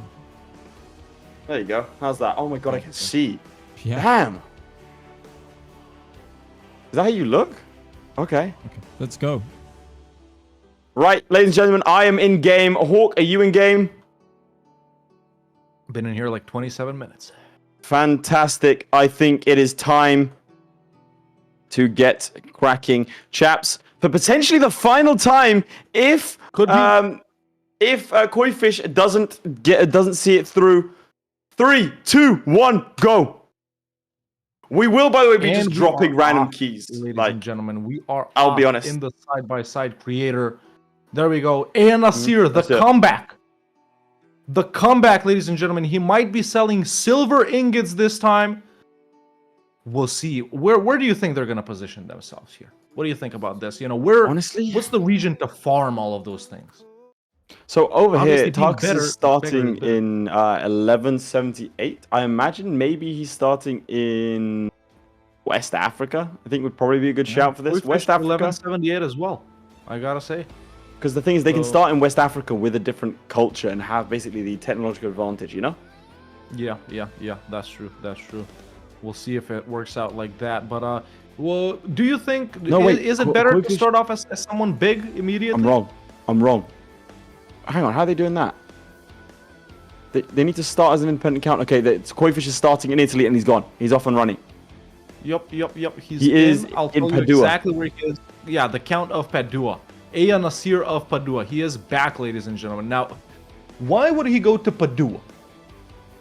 There's lots of individuals around the place. The best way to get prestige, personally, is that I think is to create titles. And he can probably start farming some titles right there. I will also say this entire premise, as we see that Tarkus now goes into Caligari, I think it was. Yeah, interesting. Okay, that's one of the stronger accounts because it has 2 provinces. Now, we are looking at, if you flip to my POV, I'll just show this off. Let's see. We are looking at these numbers up here. So we are looking at 1995 plus 2. All right, we have to pause that. Oh, he accidentally went over. We're not pausing. It was a user error. Flip to Koifish. User error. He went over 400 points. We have to restart there. Yeah. They're only allowed to go up to 400 points, chat. You know, that has been a rule since the start. Obviously, we haven't been stating that for the stream because, well, we think there's honestly no need. Our players know that. But yeah, this is where Koifish is located, man. So as Late was saying, these are the 5 combined numbers we're looking up at the top. So the cash, the prestige, the piety, the renown, and the total soldiers, you know, currently. Not the max, not 2059. 1961, that's what's up. So yeah, he's just sworn fealty to Kaiser Frederick right here of the HRE. Obviously, you know, if we go into the well, it's not really like that, but you know what I'm saying. And yeah, he is a part of the HRE, as we can see right here. He has joined up, you know. So yeah, how is this gonna go right here? Like Late was saying, lots of titles to be you know, created right here and whatnot. That's a pretty good way to farm some of these modifiers. And there we are in Koifish's POV directly. He gets the ball rolling immediately with not even 5 minutes in. So yeah, how's the character creation of Tarkus going here? Well, he's going to probably have started now. I am currently joining the server. So we had a double skill issue from Tarkus. Tarkus initially went over 400 points, and that's why he restarted, and then realized he didn't actually go over 400 points, and has had to restart anyway, because at that point he's already gone for it. So a little bit of a skill issue on his part. That is a bit of a mistake, but that's all right. It's Tarkus, so he perhaps enjoys a bit more of the pressure. What I was going to say is that because you have all of these numbers floating around in the top right, it's about how you prioritize them, which is the first thing, and secondly, how much you spend of one to gain another. Do you spend a lot of money to try and get prestige? For example, building a title. Yeah, that costs 200 and you get 400 prestige back. As simple as that. Do you spend money on buildings to try and get more gold over the year? Probably not such a good idea. Something I was surprised that neither went with raiding. That's probably what I would have done. It's a good way of getting prestige. No. You can execute for piety. So here's what I would have done, right? You start as a star, and maybe I'm wrong here. You start as a star, or you start as someone who can raid. Perhaps even in West Africa. But there's not enough raiding for you to do that. You raid to get gold, right? Getting prisoners will get you prestige as well. And then killing those prisoners gets you piety. That's a 3-time. That's something Dr. Disrespect was never able to do. So you use that to then conquer other duchies to get more troops, to then raid more and go from there. I think that's probably a better way of doing it. But yeah. Chat said it's easier to get some of those other numbers up rather than money and whatnot. Well, I'm getting. Let's see. So what is he doing? What is Koifish doing right now? Koifish. Okay, so we're just seeing a little sway scheme over here on Grand Prince. Someone who's this? We don't know. He's all the way in Kiev right there. He was involved in some minor skirmishes. Actually, he is involved right now in some. Yeah, just helping some of the boys out right here. So yeah, nothing really too relevant for him personally. Just some stuff that he's getting involved in, as we can see. So yeah. How much is expanding? He's claiming the throne of Frederick for this. He's gonna he's claiming the throne of the Kaiser. Oh yeah, he is. That just showed up. You're right. I mean, becoming HRE Emperor, that's one way to get those numbers up. Yeah, but I don't think you got as much money. I mean, making 14 a month. You know what I would do personally? Actually, now that I've thought about it, I would try and play for the Byzantine throne. The reason I do that, in fact, if you flip to my POV, I'll show exactly why you do that. Yeah, let's see. Look at the amount of money he's got, and a lot of that is from Constantinople. The AI doesn't know how to manage this properly, and this is a weak start for 1066 was probably better for the Byzantines. You can farm. Look at the amount of money. You get 60 a month. Yeah, that's every month. Oh, he just died. Alexis II. You get between 40 and 60 every month, and that's with not very careful management. Look at that. Now it's gone up to 81. Right, that you're getting every single month. You can use that to help farm with prestige. You can use that, by the way, to host things like grand tournaments. Yeah, a huge army as well. 17,000 for these guys. Yeah. Obviously, you have to start with a count. You have to try and make your way up to being the Byzantine Emperor. But I think it's he's got 5 out of 9. He did have 19 or something stupid. But yeah, look at the amount of troops he has. 14,000. The troop count is going to be a big part of this number. Frankly, I think it might be the biggest number here. Let's see also if our players realize that they should, in my opinion, declare war or declare a holy war quite right at the end, because that will give them access to holy orders, which means that they can then pick up holy orders and mercenaries and all these other ones just to inflate that troop count. Realistically, troop count is the big thing here. Yeah, for sure. Okay, there we are back in the side-by-side, ladies and gentlemen. Ooh, and actually, so let's go back to this a little bit. You guys voted wrong for the first match. This right next to me is how you voted for the first match. You guys were wrong, about 2/3 of you. Let's go ahead and get the voting again for the second match. So completely different. Put your ones in the chat if you think Tarkus is going to win this challenge and come away with, a clean sweep in the finals right here. Or put a 2 in the chat if you think Koifish is going to pull this back, win the second challenge, and we go to a third one. So there you have it, ladies and gentlemen, as Koifish's wife falls pregnant. Now that sway scheme is progressing right here, currently at a 69% chance of succeeding to claim the throne of the HRE, max 79, as we can see. And yeah, we'll see how it works out, man. We'll see how it works out. Tarkus, in the meantime, I think it might be gold maxing. Yeah, I think he is. So he has three. He has three little holdings here, and he has 2,700 troops. Everyone else on his island of Sardinia, let's have a look, has, I mean, less than half of that. He can roll through these islands. It's whether or not he actually wants to do that. Again, there's so many different strategies here. There's so many different strategies at play. Oh no. Oh boy. He has consumption. He doesn't have an heir. Not good. How old is he? He's 41. This could be bad for him. Yeah, the rakish as well. Super hard. Look at that, man, on the map. In fact, Italy is getting ravaged pretty bad right here.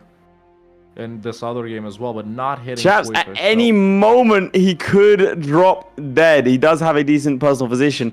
I'm not a fan of this. This could be bad for him. Having to start. I mean, it's only 10 minutes either lost, but having to restart twice, that does something for your mental. Restarting does something for your mental. It has to be said. I mean, we've all participated in games like these. It is bad. It does hurt. I can honestly say I don't think I've ever restarted in one of these, like in sort of a competitive environment. You know, because I'm not a quitter. Oh, his wife dies. He dodges. Perhaps he is next. Stress, right? He doesn't have a wife. He's 41 years of age, and remember, he can get like all the way through this challenge. But if he dies, he does have to restart. He does, in fact, get himself a new wife. Oof.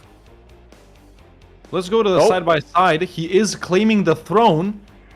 Well, let's go to Koifish. Go to Koifish. I'll keep on this. Yeah. He isn't divorcing his wife. There we go. That scheme has ended, and he is currently. No, he's in a completely different war.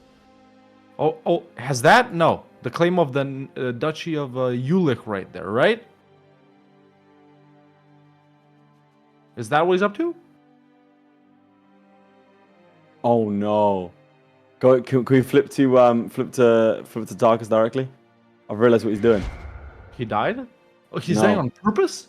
He keeps on divorcing his wife, and then doing it again, because each time, I think he gets a marriage, and I think he gets himself prestige. So he's on 4,000 prestige right like now. 4K prestige right now. Yeah, look at that. Bro knows his exploits.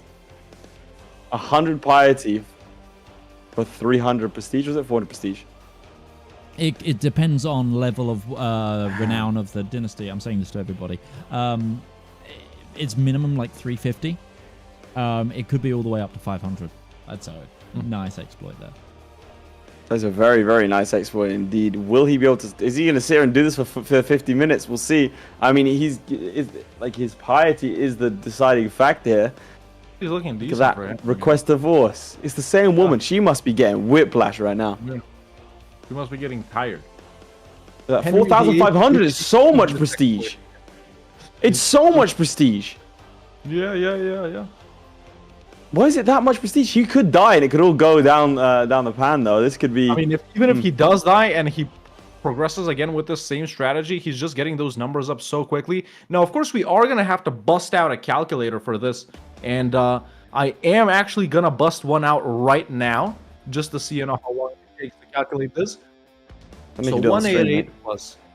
Oh wait, now what if they have negative something at the end?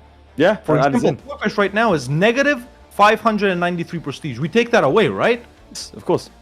Okay, so 188 minus 592 plus 342 plus 39 plus 2530. So right now, chat, Koifish is up to 2,507 with all of his numbers combined. That's, not even, he's going to have to more than double to catch up to what Tarkus is up to. Look at this. I'll check. But Koifish does do that. Like, he does scale quite fast. We've seen in all of his challenges so far that he does start slow. Yeah. But Tarkus is up to 8,000. 8,000. So there you have it, man. 2,500 versus 8,000. The difference already being massive, ladies and gentlemen. That's cheating. Cheating is allowed. And also, it's not cheating, But if it was, it's allowed. How would that be cheating? Yeah. Why not How make is it that have even cheating in the lead? slightest? Well, yeah. And we'll see how far he can take it. We'll see. Oh my god, people dropping like flies in his court. He still hasn't sorted himself with consumption. Everyone else is no longer has consumption. He's the last guy in his court with consumption. Cure him. They just can't cure him. They can't just like he's not even dying. He could die at any second. Yeah. Oh man, this could be bad. I'm feeling jumpy because again, it is a case of like if he does die now, he has to restart. I mean, we're 15 minutes in already. Last time he was out for only like 2 or 3 minutes, so really not that bad. But he'd have to restart. He's sieged big time here by the Kingdom of Bohemia, I think. Oh, 4th Crusade happening over here. Koifish, of course, yeah. That should be a win from him. They're starving to death. I'd frankly, yeah, there you go. That's quite clever. He's just going to sit there and wait. Oh, I think he should sit a little longer because they're just going to suffer from attrition. So we could just sit there and wait for a little while. Ah, they actually left. Oh, that's not good. Yeah, he'd want to fight them in the holding. There you go. Look at that. He's happy. Very happy with that stack wipe as well. Excellent. Excellent. Pretty good play by Koifish over here, ladies and gentlemen. Let's go back to Tarkus' POV directly, maybe. Or yeah, we could go by the side by side. So he's still alive. Is he still doing the divorcing and remarrying at this point? Koifish just won. Did he win? He's close to. Sorry. Yeah, so he's still doing divorcing and remarrying. He's joined the Crusade. Oh, let's see. He's ill as well. Oof. Grey Daisy's melancholic. That's more penalties to his health. This man is hanging on by a thread, ladies and gentlemen. He is hanging on by it, but he does have an heir. Message from he does have an heir. The mid right here on the screen. Let's see. He does have an heir. That's fine. I think so Tarkus has an heir, so his game won't end. But he will be in a bad place because his kid won't inherit all that fame. But he is almost 1,000 gold. He is going to be trying to play that balance between playing the game and trying to get that number up as high as possible. Because Koifish can come from nowhere here if he does get an emperorship. Getting a prestiged emperor is not as quite as tricky as you might think. What are the speed differences right now? We're in 1182 over here. What about over there? 1185. Yeah, Koifish's speed is progressing pretty nicely right here. There we go. As we can see him pumping his fists because his liege has changed. Prince Heinrich V of the HRE has been replaced by Frederick VI. Well, I think he became a duke, didn't he? Wait, sorry, what? Yeah. Now he's duke. He's Duke of Jülich. That's what his war was for. The war is done. So he's elevated himself from a count to a duke. So he can elevate himself any further. He's no longer Padua, he's Jülich now. I wonder where the capital HRN is. Is he claiming the throne? Yeah, he is. There you go. Yeah. Now that would be a significant jump up, but he's got a lot to do. He is quite far behind. However, Tarkus slowing down a little bit again. That you can see him looking over. He is concerned about. Oh no, he's malnourished as well. How is this creature still alive? Flip to my POV, please. Let's see.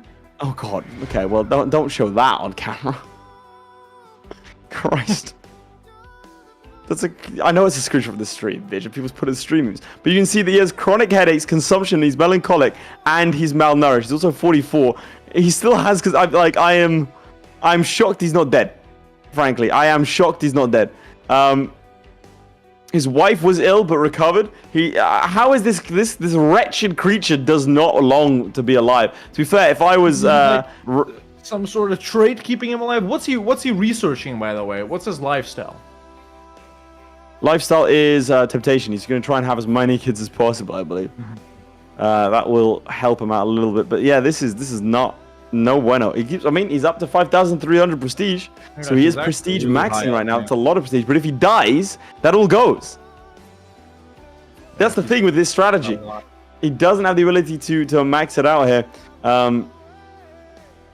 And chat, if they do die, we're not letting them just freeze on that screen and go, okay, that's my final score. They have to play as the new character, if that makes sense. Like, they have to continue as, and then retake the score. You can't just hold yourself on that screen. Can he get cured from consumption? Yeah, everyone else in the world is, but he is not. Yeah, sadly. No one else around that has consumption. It's just him. Is he taking a lover? I think he is. Okay, there we are back in Koifish's POV right here, ladies and gentlemen. He's now once again trying to do that scheme to claim the throne of Kaiser Otto the Fourth right here. He is better now, of course, bigger, stronger. We can see that he is the Duke of Ulick, and actually Ulick has expanded quite a lot up there in northern Italy, as you can see from his POV. So, yeah, we'll see how that goes. But his numbers, man, I just, you know, I gotta say, it's honestly kind of worrying me that he's not doing things at the start. Yeah. Like, it's already so much to catch up to from what Tarkus has now. That obviously, they are going to be scaling. Well, Tarkus isn't going to be scaling. He's going to be steadily rising. He's not going to be doing too much. That's what I mentioned. He's about kind this of like, right, he's going to be steadily increasing. Whereas we'll see Koifish looking to get this claim throne done as quickly as possible, and then he'll be in a good position to max out. Can you check how old he is? Anasir? 48, not that old. Not that old, Anasir. Yeah. He's older actually than Tarkus' character. Is he? Yes, he is. Yeah. Oh, this is increased very nice. So the max on this was 59. Now max is 67. So that's. But again, if that fails, he's gonna be in a poor place for sure. This is not gonna. This might not be his day, ladies and gentlemen. This is such a huge lead now. Tarkus also has 1,400 gold. Let's see. Let's flip to your POV. He has 1,400 gold. That will pass to his kid, but this prestige, which is his big winning factor. I don't know that his character survives the entire game. Yeah, he's oh already. God, he's taking him on Crusade as well. This poor, ill, melancholic, consumption-ridden man that suffers from chronic headaches and is malnourished, and he's going all the way. He's gonna go on Crusade. Why would he do this? What a risk! Why would you do this? Golden Levy is inherited, Prestige and Piety is not. Yeah. Why would you do this? Is he trying to get him killed? No, actually, maybe he is. Actually, you know what? We haven't dragged up our players this game. Let's go ahead and ask him right now. Is he trying to get him killed? I'm going to drag him up right now. Tarkus, just a quick question from us. Are you trying to kill yourself?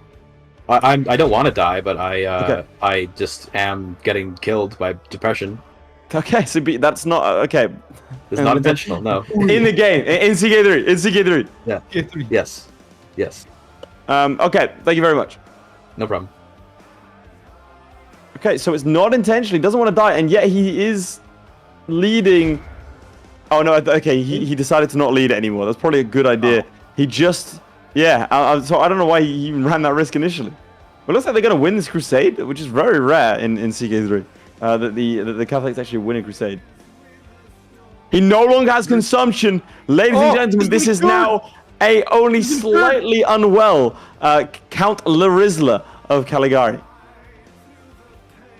Now, that does put the odds of his survival very much back in his favor. This is another big problem. Look at how many troops there are. It's about, what, 60,000 troops? Yeah, that's a lot. That's like, probably they're the just most I've seen in CK3 this turnout. Yeah, but the problem is they're all going to die of because they don't have any supply because the AI doesn't know how to siege. They just need to siege Jerusalem and they win. But they don't. They're just going for battles. For context, chaps, they have max war score from battles, so this doesn't help them at all. This is why the AI usually loses this, is because I don't know why Tarkus is sieging down this. He's sieging down Saladin's capital. I don't know why. There, well done, lads. 40,000 of you managed to kill 400 troops instead of going for the King's Jerusalem. Congratulations. Nice. All right, how's Koifish getting on? Yeah, Koifish is just chilling still, ladies and gentlemen. He's still, doing his schemes right here, as we can see, trying to invite, more guys to join the scheme versus Kaiser Otto the Fifth right here. It's not looking good. It was looking better earlier, as you guys can see, 15% now. He has been paused for a bit right here. I'm guessing trying to add a scribe. Yeah, there we go. He's just got Prince Archbishop Ulrich in. So we'll see how this works. The chance for it to succeed, though, the max chance actually has increased to 82%. So this might be it, ladies and gentlemen. This might be it. Now, if he does succeed, in getting the HRE, you know, and claiming the throne and whatnot, and going on to get all that done. What's the move after that, do you think? I don't know, frankly. I think Koifish generally does have tricks up his sleeve. So we'll have to see. I think he's probably going to try something that will like summon Prestige. I'm very surprised he's not gone for raiding here. That would have been my default if I was Koifish. Given Koifish's like, I get not perspective on things. Given how he operates. Yeah. Now, something we haven't pointed out here, ladies and gentlemen, if you flip to my POV, I'll be able to show it off, that he has expanded down here in northern Italy quite a lot. And I don't know how, because wars weren't going on. Maybe he requested them to be handed over to him. Yeah, he could have done that. He could have done that. There we go. Claim throne advancing up to 69%. Nice. So goes for it. Did he get it? I think he got it. I think he got it. He gambled and he won. He now has the ability to get it. I mean, that's impressive. Yeah. The ball's on that man to go for it at 50%. He must felt like he needed to do something as we start to approach the halfway mark. I can also confirm that Tarkus' entire force died his entire force died in Arabia. Respect. That's all I can say about that. But yeah, that's how it's going for Koifish right here. Now, let's go to him directly again, or we can go side by side. We gotta assume he's now planning the war, right?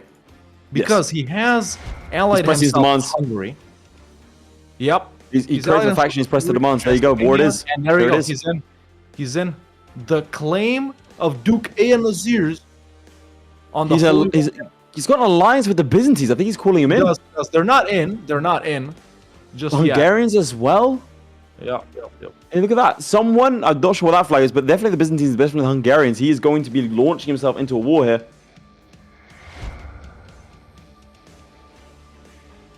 Meanwhile, I just want to update on the Crusade over here. Just waiting for him to unpause. They're still fine. I misread. I thought it was a Crusade for Jerusalem for some reason. This is actually a Crusade for Arabia. All of this will become Catholic. So we'll have to keep an eye on that. Yeah, we'll see how that goes.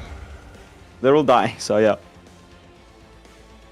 Okay, I can confirm that Koifish has unpaused, and Hungary and Byzantium and Transylvania possibly have joined on his side.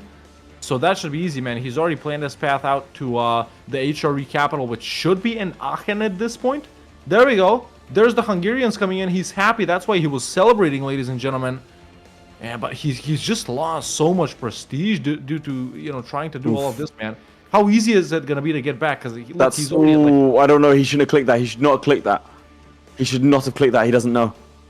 He just said he would join the Crusade when the time arises. The problem is, if he doesn't finish this war by the time the Crusade is launched, he will automatically have this war fail. Like it'll be inconclusive. Negative. Really. Into the final score, we subtract it.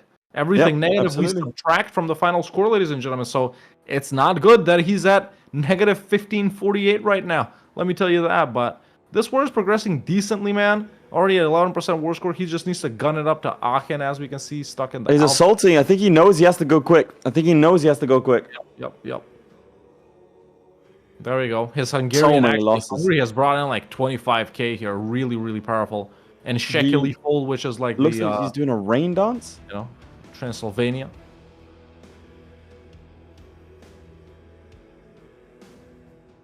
There we go, moving on up, as we can see. Stopping off in southern Germany. If someone ends with negative score, it would be pretty impressive. It would. It would be the only time we'd see it worse than the Staeg. Yeah.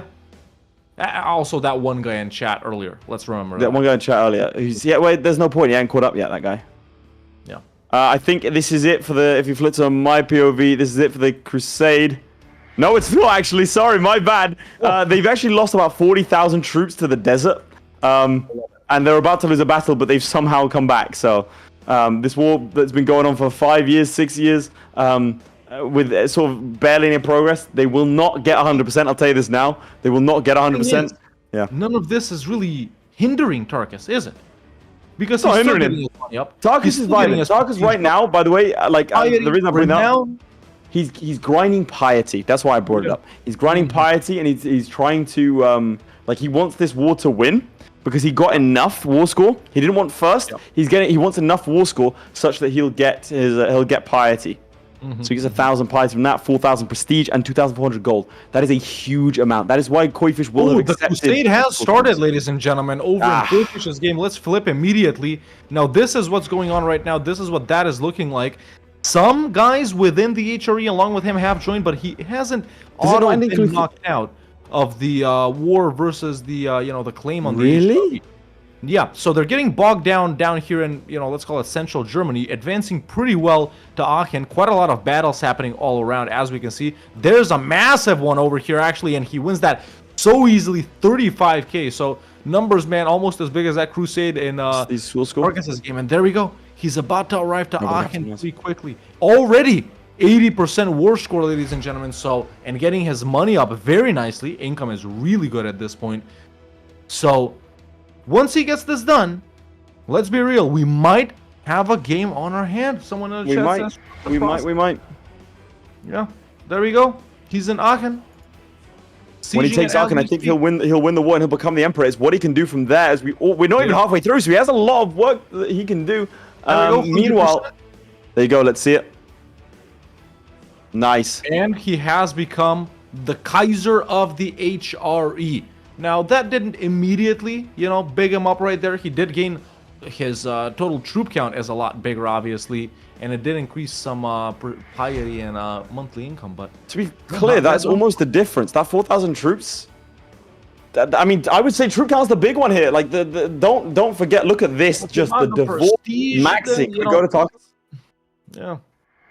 There we go, Koifish celebrating, ladies and gentlemen. That divorce maxing in the meantime. Look how much piety. You can do it another 5 times. How many times has this woman been divorced? Is there somewhere we can see, divorced got married, divorced got married, divorced got married?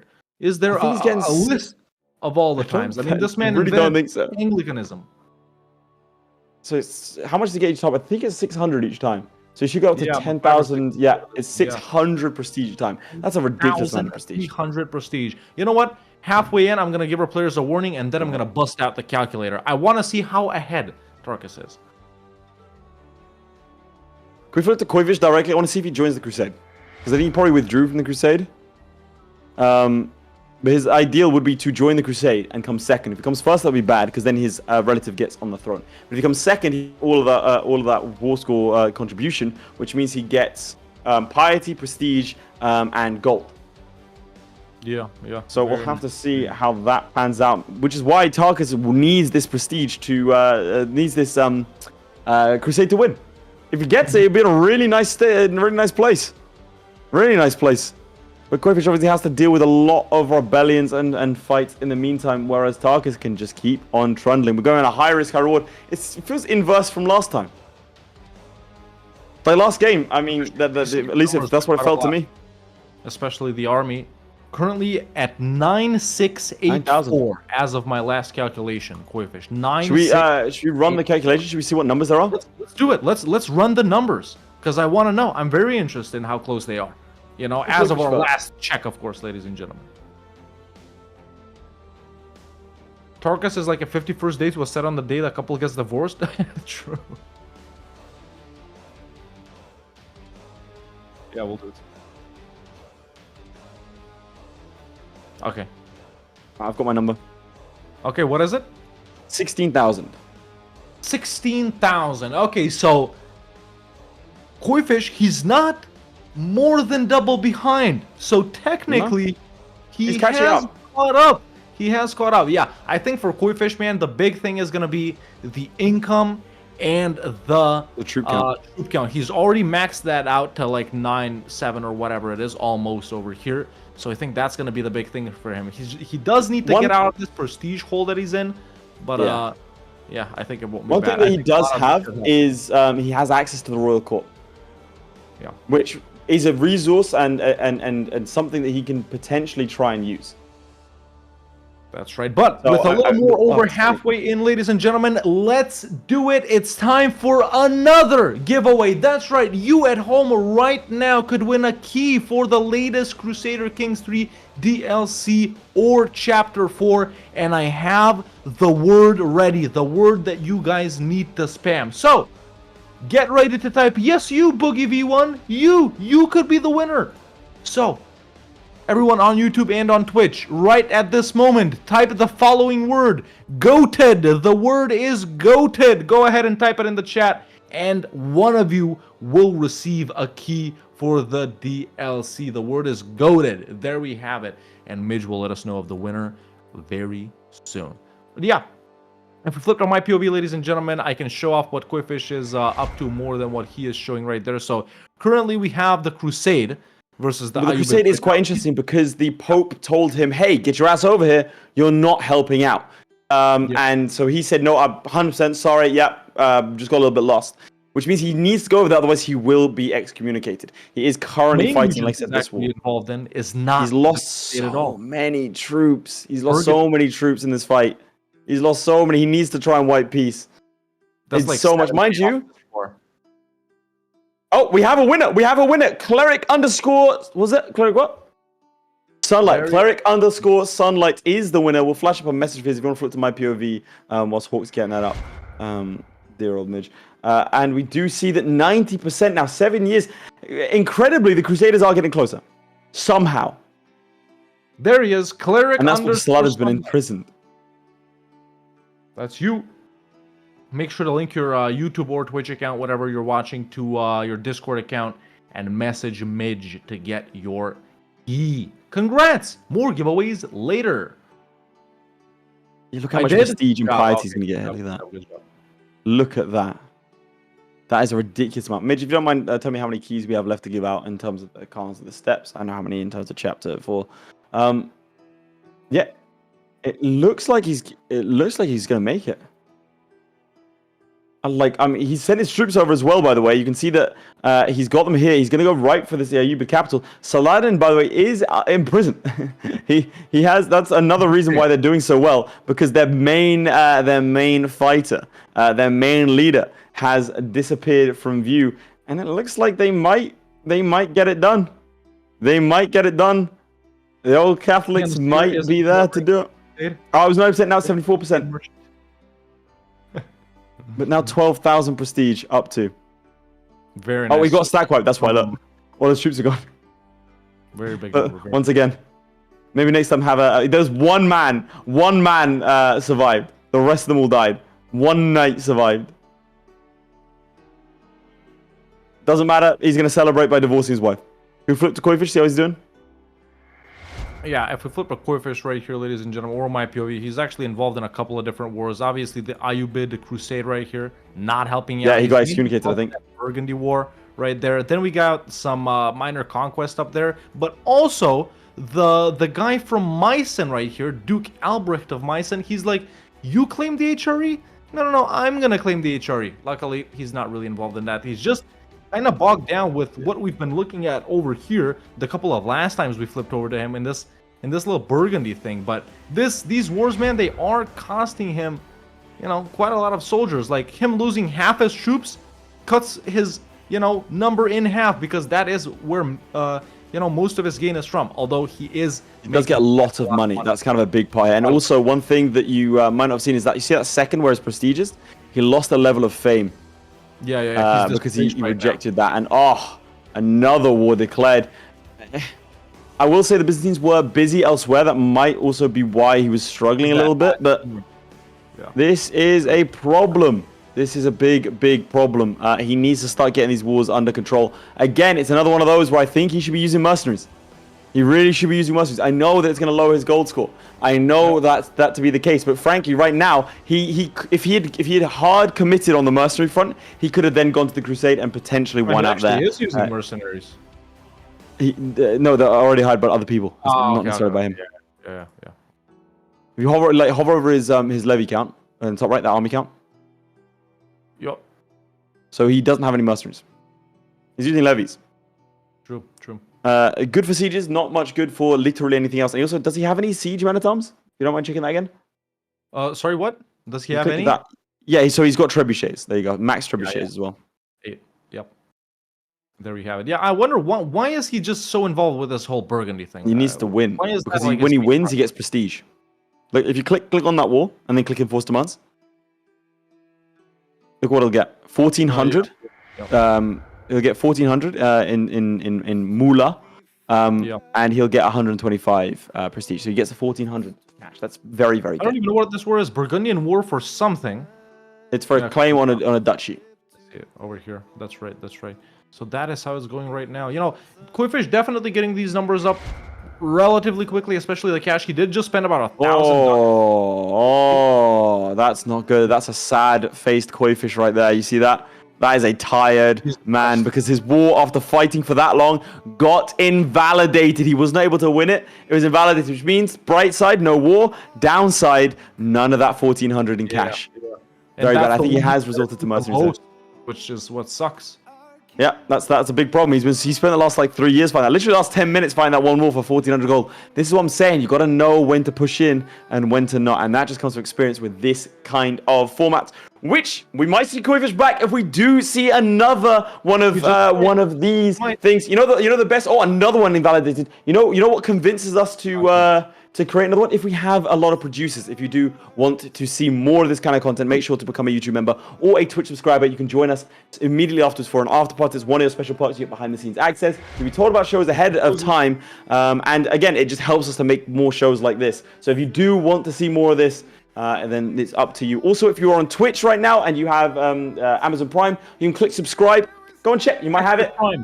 You click subscribe on Twitch, and there'll be a button saying use Prime Sub. It is absolutely free for you, but we get paid. So if you do want to support us without spending a single dollar, then you can do that. Otherwise, subscribe on YouTube, like the stream, leave comments, join the Discord, and follow on Twitch for more. Also, guys, share it. Go tell your friends. Go tell your favorite content creators. Go retweet on Twitter. There are always things that you can do to sort of help us in making these sorts of shows a reality going forwards. That's right. Now, Koifish, I don't know if we can see right here because we're in split screen, but if you flip to my POV, ladies and gentlemen, he has gotten his troops up significantly. So it's mainly levies over here, but that does, that is where most of his numbers are coming from. So up to 12,000. Plague hitting Prague over here, and now I guess he's gonna go ahead and commit to nothing because it just kicked him out of another war. But does he have Poland? Victorious Crusade, at least. That's good. Victorious Crusade. So does he have stuff from over there? Yeah, but I don't think he got anything from it, which is a shame because if he was involved, he would have gotten around a good couple of thousand in score. But that's rough. Yeah. Now the guy from Angria has declared a claim on the HRE as well. So hey, he could be getting stuff from here as well, which is nothing. So apparently Koifish having speed issues. What's the date in your game? Oh, he dipped. Okay, well we'll see once Late is back. What's the date in Tarkus's game? One must imagine. What's the date in Tarkus's game? 1190. It's 1195 in Koifish, so I don't think. Yeah. The speed. I'll let him know. We're gonna put up final 5 or final 10 just to let him go a bit nutty. Yeah, why not?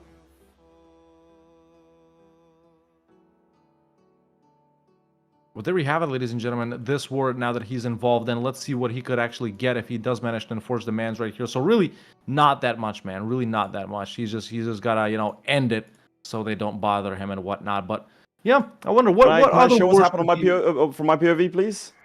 Sure. Queen Isabel of Arabia. Oh, they won. A French Catholic individual. They did in fact win. Shockingly, which means look at the money, look at the prestige, and look at the piety over here that he got from turning up. And I think the plan was for him to lose his troops because losing troops gives you more participation. So I think it was intentional on his part to get his troops killed. This is perfect game. This is a perfect game. Koifish has access to more resources for him to be able to levy a win here. However, Tarkus is playing an absolutely perfect game. Utilizing exploits, smart plays, as well as the environment around him. I have to say, this is a very, very, very impressive display. And if this is the display that wins him the title and gets the first ever Para Bellum sweep, Respect. I have to say, it's deserved. It is deserved. But this is going to be slowly ticking up, so I'll flip to Koifish's POV. That Koifish is up to 18k. Has he caught up to Tarkus? Now, I gotta say, ladies and gentlemen, at this point, he might be up to 18k, especially with his troop count. But we just saw when we were on Lace POV, there's no, comparison when Tarkus is only at like 25,000 prestige or whatever it is. So I gotta say, it's been like this from the start. He's about at twice as much. Tarkus is about twice as much as Koifish, and it's been like that since the start. And Koifish is just playing catch up, ladies and gentlemen. It's that prestige, man. Everything else, I think individually, Koifish with his strategy right here in the HRE can beat him in. He can have more of everything else, but the prestige that Tarkus has, I think, if he does win it, yeah, that's what it's gonna win it for him. That Crusade might have been the difference, and again, also that 1200 from 1400. He's hyping himself up. You know what? He's not out yet. He's not done yet. I don't think it's old Koifish. I think Koifish is having a bit of a second wind. I'm starting to piece together a little bit of his strategy here. Yeah. I think he's going to be trying to host a bunch of feasts and tournaments, which I think is the smart play, as well as maximizing the amount of investment he has in his Royal Court. Can you do me a favor and check out his Royal Court? So he is hosting an activity right now. Where is Royal Court? Royal Court is right. That. Right. There it is. And click that button in the top middle. Let's wait for it to load. The artifact? Third one, sorry. Grandeur? Oh, Grandeur. You can see, look, he's maximizing investment. He's spending $40 a month on that. Yeah. Because that will give him a lot of benefits. A lot of benefits. Okay, so get out of that because it's probably the laggiest screen in CK3. Yeah.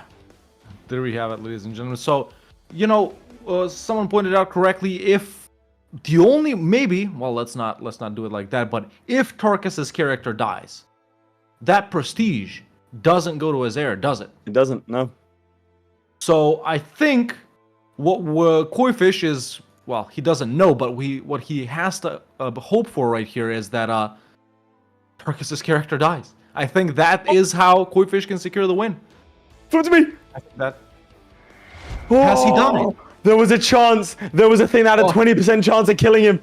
It was so close. He almost, as you said that, he almost died. His stress level went absolutely through the roof. He almost died, and that does show at any moment he could perish. There was a 20% chance of death right there, ladies and gentlemen. He's also going on pilgrimages left, right, and center. You can see his prestige is going up massively, but all of that could mean nothing if he does, in fact, perish. Look at this. Constantly increasing. If he dies right now, and the challenge ends right now, Koifish wins. Absolutely. That's how it is.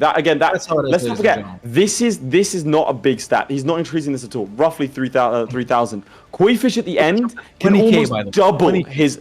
But he can almost double that with mercenaries. He'll have access to a much higher resource there. Yeah. So, I mean, it is going to be kind of close. Now I'm looking at it.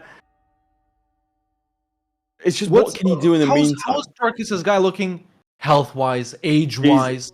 He's 53. He's younger than Koifish's guy. Dying. Realistic chances, I mean, there's always a chance, but he won't know that he's ahead. Okay, you flipped my POV. I'll show you this. You wanted to ask how annoyed she was? Minus 1,200 relations from divorced me. Is that one for every divorce? I think they had about 1,200 divorces. 1,200. I think it might be. I think he's done it. Is it 50? It might be 10. Do we know? It's not. It's more than that. It's more than that. But it is like he's divorced for a good maybe like 40 times. I'd say something like that. I wouldn't be surprised if it was around. It was 50 each time. Let's see. Does anyone know in chat? Any takers? Negative 60 says Midge. Okay, let's flip over to... I'll let you know if anything changed, but I think we're just going to go steady from here over in Tarkus' game. Let's go to Koifish and see what he's up to. He's going on a Grand Tour. Now, this gives a stupid amount of prestige. Like, he's doing it all of them. This is going to take him about, 5 years to complete. But he's already out of the negative on the prestige. He's up to 1,500, and we can remember, ladies and gentlemen, at one point he was a negative 1,000. So quite a good prestige gain. He's maxing money. Maxing piety, maxing renown, and most importantly for him is the troop count, man. Is the troop count. That's his... Sorry, I'm so sorry, Hawk. I hate to interrupt you, but look at this. Oh, Measles. Measles. It's a critical penalty. It's a critical penalty. This could be it. Let's not forget he did outlive a lot of his peers when it came to this. His health is poor. He is ailing. Melancholic and measles. That might be it. That might be it again. That is worrying. Plague resistance. That's what he went straight for. It's not helped him in this instance. I don't know about this, chaps. Right there. His chance of dying is actually really quite high right now. I would put it about a 50-50. In the final 10 minutes, I put it around 50-50. Critical penalty to his health. That is really, really bad. Yeah. And in the meantime, you know, even if he slows down, ladies and gentlemen, even if he's like, okay, let's take a chill, you know, I don't want this guy to die. In the meantime, Koifish is not taking a chill at all. He's almost in 1200. In fact, he's in 1200 in just a couple of days. And he's getting those numbers up real quick. He's already up to 5,000 ducats. So, you know, Tarkus is getting his troops up as well. He's probably at about 50k right now. Just based off a quick glance of his numbers right here. I think Koifish now up under 50k, under 50k. He's about 40k. Sorry, yeah, 50k, sorry. What am I talking about? Yeah, 50k. Koifish right now is at around 30k. So... Could we go to Tarkus directly? I want to see what he's doing whilst he's paused. Maybe he's just not risking it. Look at it. He's thinking. He's thinking. So what the big problem was, he traveled through an area that had measles. I don't know that he's. I think he might just call it 10 minutes. Yeah, that gives Koifish a massive chance to catch up here. This is in big. 10 minutes, man. The way he's been maxing, and especially with the cash that Koifish is getting right now. Oh, if Tarkus I don't know. pauses, it's a huge risk. This could be big. If Tarkus unpauses, I think his character dies. I think his character does die. He can pause, chat. If you guys are wondering, he can pause. And he can say, I'm done right here, and we'll lock in his score. But the thing if he dies... Yeah. What happens if he dies? Prestige. He loses 40k prestige. Can we flip to Koifish, and I'll let him know they got 10 minutes. Yeah, let's flip to Koifish. So this is what I was saying, ladies and gentlemen. In the meantime... Tarkus has two options right here. Unpause, keep playing, and potentially his guy dies. He loses 40k prestige. Or stay paused and hope, you know, Koifish doesn't beat him. But Koifish up to 5,500 ducats. 2,200 prestige, getting so much prestige. And he's still doing a grand tour right here. He might come back. That's not that relevant, but the numbers are really good. And like Lee just said, he can do the mercs at the end, which is going to put him at like 40k. So... I think if Tarkus stays pawn... You got attacked. I gotta say, the odds have tipped very hard in Koifish's favor.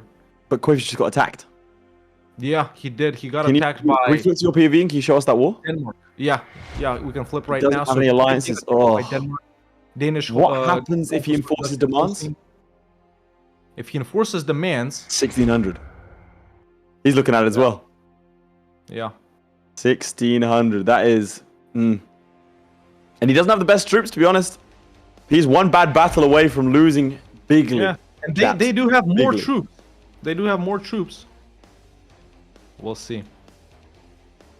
This is going to be close. Bear in mind, Tarkus is well within his rights to watch the stream and wait for Koifish to be ahead and then go for it. Yeah, exactly. He might know that he's ahead and go, you know what, I'm not unpausing exactly it. In chat. He says, I will certainly die if I unpause, so this is my best chance, but I'm rooting for Koifish. I want a tiebreaker. Well, we'll see. 8 minutes, we'll see if Koifish can do it. So it Tarkus, looks just like we might have a final score. You're not locking in your numbers just yet, or are you?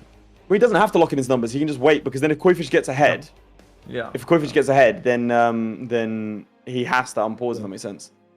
That's true. Oh. It's hit from here. I mean, Koifish usually so happy. Koifish usually so smiley, dancing, laughing on stream. The joy has left his eyes. He is now in pain. And this is what happens when you play CK3 for this long. It can sometimes do you in, as you can see. Oof. Oh, this is going to be a nasty one. This is going to be a nasty one for him. In the meantime, ladies and gentlemen, another war in Koifish's game. Florence has declared an independence war, so that's something he has to get involved in as well. He'll gain, the gains if he enforces demands really aren't that big. just 150 whatever. So I don't know, man. This is gonna cost some troops. Right, sorry, one sec. I have to flash this up. Koenigsberg General Roy Fukushima says the exploiter should have played as honorable from the start. It's. I want to be very clear. Everything is legal. Also, what do you mean honorable? But he's not done anything wrong. Like, what? He played the game. He's played the game. I don't really like. He's got a good score. It's like being like Koifish claiming the throne. Get out of here, you dishonorable chur. Yeah. Like what? Honorable and state as account. But it's good that people care. I'll be honest. I see it's a good thing. Did you white piece? It's good that it's passionate. But yeah. Yeah, well, that's what it is. Well, you know, like, just for being passionate is all I can say. With Holstein. Oh, sorry, with Denmark. It's a white piece, I think. So what does he get for a white piece if he does it with the Independence faction? I think they could just declare war in 5 years, right? Yeah. Can we go for Red Hawk? He just gets stressed, and yeah, it's 5 years pretty much. No, they get stressed. They get stressed. He gets something. Can you look and see what happens if he enforces? Yeah, it's not much. It's really not much. Let's see. Well, you say that, but he actually puts them all in prison, and he can then ransom them. Oh yeah, that's true. He can get stuff from that later on. Yeah, that's right. That's right. Man, we're actually 20 away from our global producers' goal, guys, as we enter into the final 6 minutes. So if you do want to see more shows like this, more CK3 shows, then make sure to become a member, become a Twitch subscriber. That's right. It does help us out quite a lot. Check your primes. You may be able to sub for free with Amazon Prime Gaming. That's right, ladies and gentlemen. That's right. That's right. Okay, so let's. I want a brief flip to Tarkus right here just to see what he's looking like. Did he surrender? Why has England got all that land? Oh, I don't know. England and Brittany suddenly have mad amounts of land in the territory. What the hell happened? Can we go to Koifish directly? Is he reacting to this? To a gifting? Thank you very much. Appreciate that. Denmark war. Oh. Oh no. Huge battle right there. I'm gonna try and find it. Oh, it's down there. Oh dear. Yeah, I don't know if he wins this. He shouldn't. He should. Oh. He sent him straight in. 27 knights, 32 commander advantage. Yeah, he's done. Oof, oof, oof. That's it. They're gone.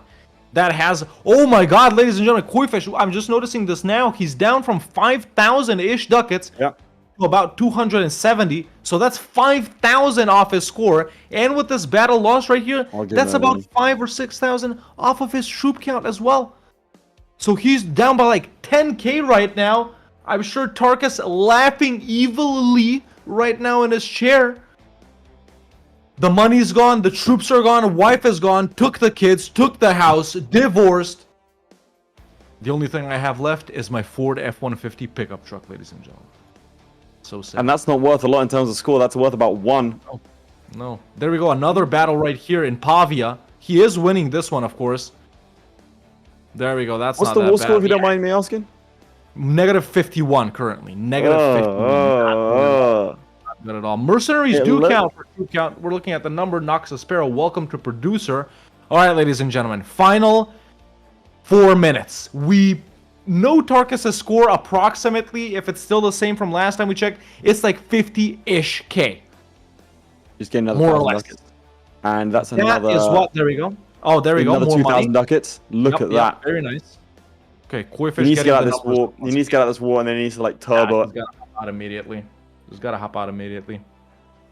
Yeah, it was that. Yeah. It was that. That battle's bad. His troops are now going to be dying. Oh yeah. No! It's on the cusp. It's on the cusp. And now he's trying to stress himself out to try and get increased amounts of income. Yeah. He's assaulting the fort immediately. Is that enough for a white piece? It's not. It's nowhere near enough. They have the war goal. Man, negative 58. What's the war goal? Now. Oh, it's because he hasn't taken any of their territories. Mm-hmm. Yeah, this is not looking good for Mr. Fish. You can see, he's grimacing, the pain in his eyes. Is Tarkus just 3 minutes away from the first ever CK3 title, the first ever sweep we've seen on Para Bellum? Could it all come crashing down for Koifish in the final couple of minutes? He looked so good in the last 10 minutes. It looked like it was going to go bad for Tarkus. Tarkus taking the wise decision to potentially pause and see. And this is a big battle. I don't think it's going to be enough. Koifish trying to summon anything he can, drilling into his brain for any sort of knowledge. I think he knows that it might be a bit too let's see this battle gone. Mitch? Mitch flipped to my POV. Let's see this battle right here. Massive battle about to unfold. There we go. These 8K guys came in. There we go. More guys coming in. Oh, flipped Koifish. Let's see his reaction. Oh my god. That was a big one, ladies and gentlemen. Can we go to Koifish, Mitch? Yeah. That was a big one. I want to see his reaction. Oh, the glasses are off. Yeah, Tears in his eyes. We're in the end. 2 minutes in, ladies and gentlemen, it could be it. I'm gonna give him a 1 minute warning. I'm gonna give him a 1 minute warning when it comes around. This could be it. I don't think he thinks anything else can be done. Look at that. Oh, you can see the disappointment, the heartbreak. He was so close to glory. Second place might be it. Silver might be it. He's clicking around trying to find any friends, anything he could potentially get to help him out of this hole that has been dug. That Independence War, that one battle, and that's how quick it can all come tumbling down from Count to Emperor, but kicked back down to the dirt by his peasants.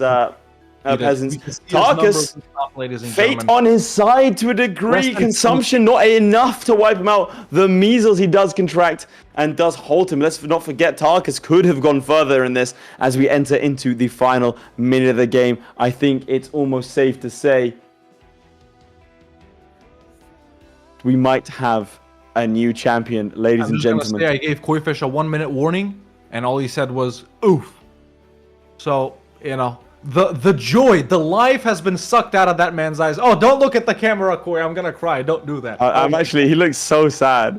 He does look so sad, ladies and gentlemen. We'll give him a 30-second warning as well. Give him a 30-second warning. If he does lose. Yeah, I am. Oh, Tarkus unpausing for the aura play. Tarkus unpausing for the aura play. He didn't say anything this time, folks. He didn't say anything this time.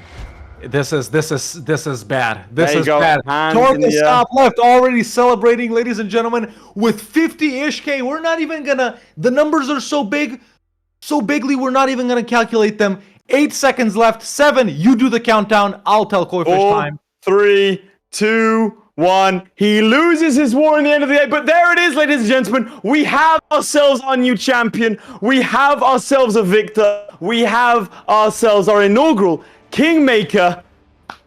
It's Tarkus with the first ever sweep. Congratulations. Let's get some W's in the chat for Tarkus. He has fought a clean campaign, has fought his way back from defeat. And let's not forget, last in the semi-finals, he did restart with 20 minutes remaining and was able to claw back a victory against DoItForBruce. Today, sitting on his laurels, was able to breeze to a victory. Nothing taken away from Koifish. Did fight a good fight, but Tarkus with the knowledge, Tarkus with the strats. He is our very first Kingmaker and can take the title of best player in CK3. It's official. Congratulations, Tarkus. Yep. Let's have a chat to him. Let's bring them in, folks. Let's go to the interview screen, Medj.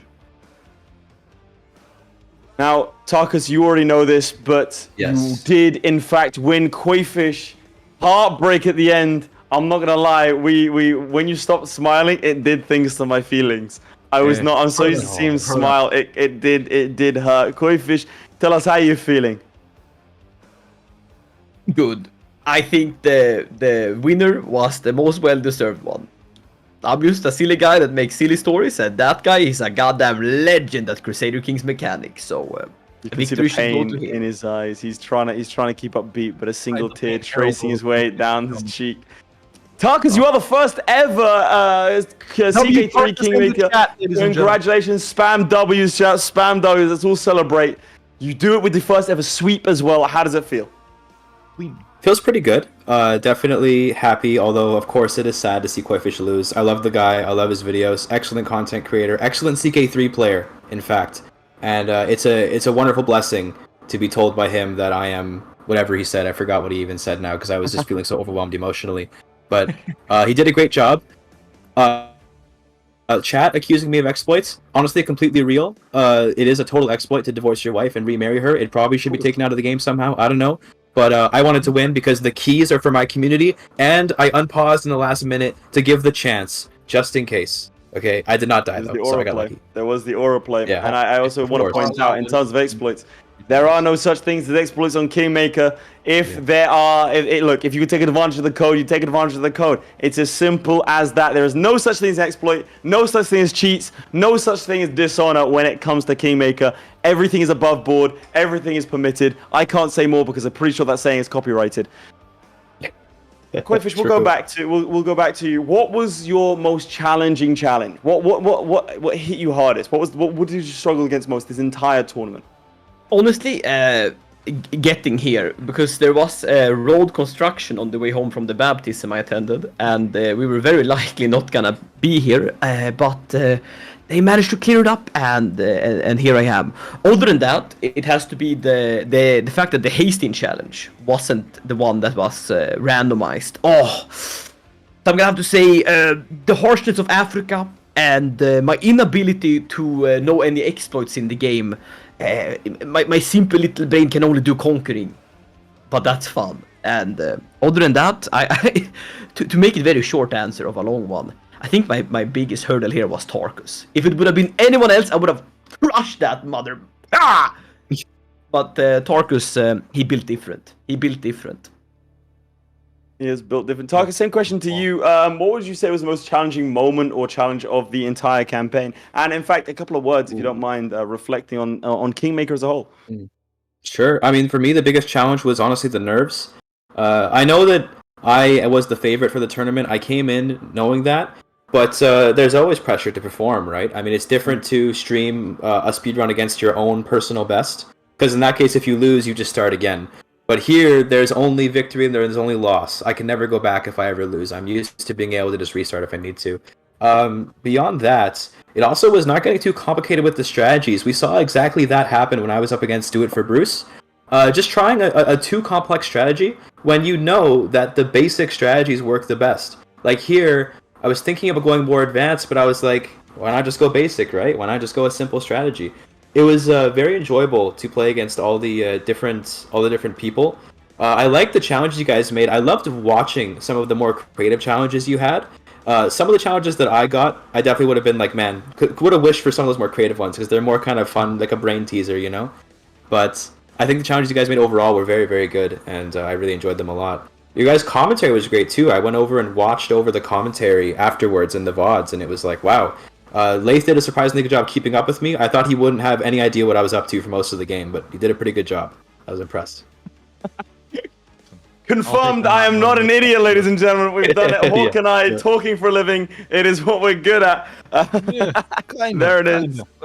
We're decent. Well, chaps, we will make sure, Koifish, you don't come away empty-handed. You do get a new Subaru. No, you get a Khans the Step DLC. And obviously a second place medal. In fact, I can hand deliver that to you soon. Tarkus, well, you also do get yourself a trophy. Don't worry. Yeah. We got budgets here. We got prizes. Don't worry. We got real prizes. So you also get yourself 2 Khans the Steps DLC keys and a Chapter 4 DLC key to give away to your community.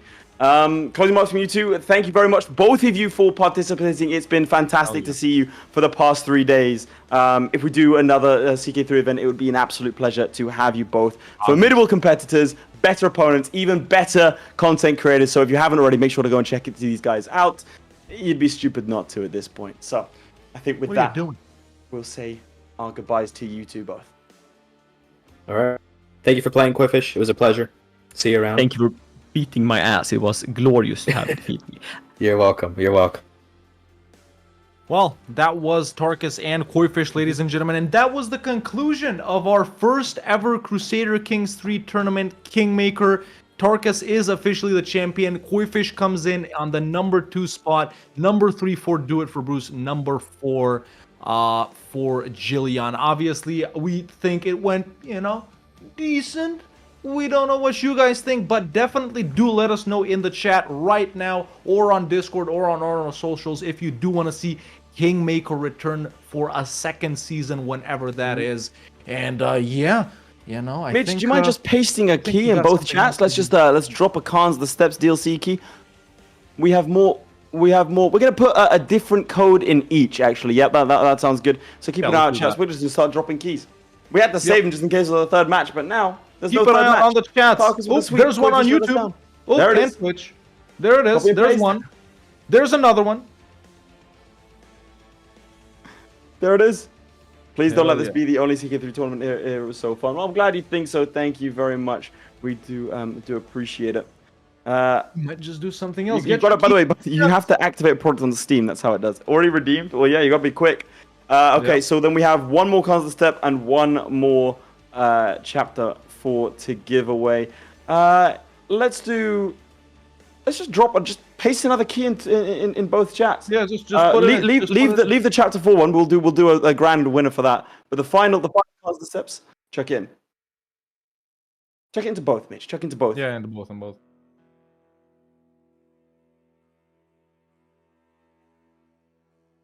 Okay, we have. There's another one in the chat. Our final key of the day. This is for chapter 4. This is our way of saying thank you to you all for tuning in to the first ever and hopefully not last ever CK3 Kingmaker Para Bellum show.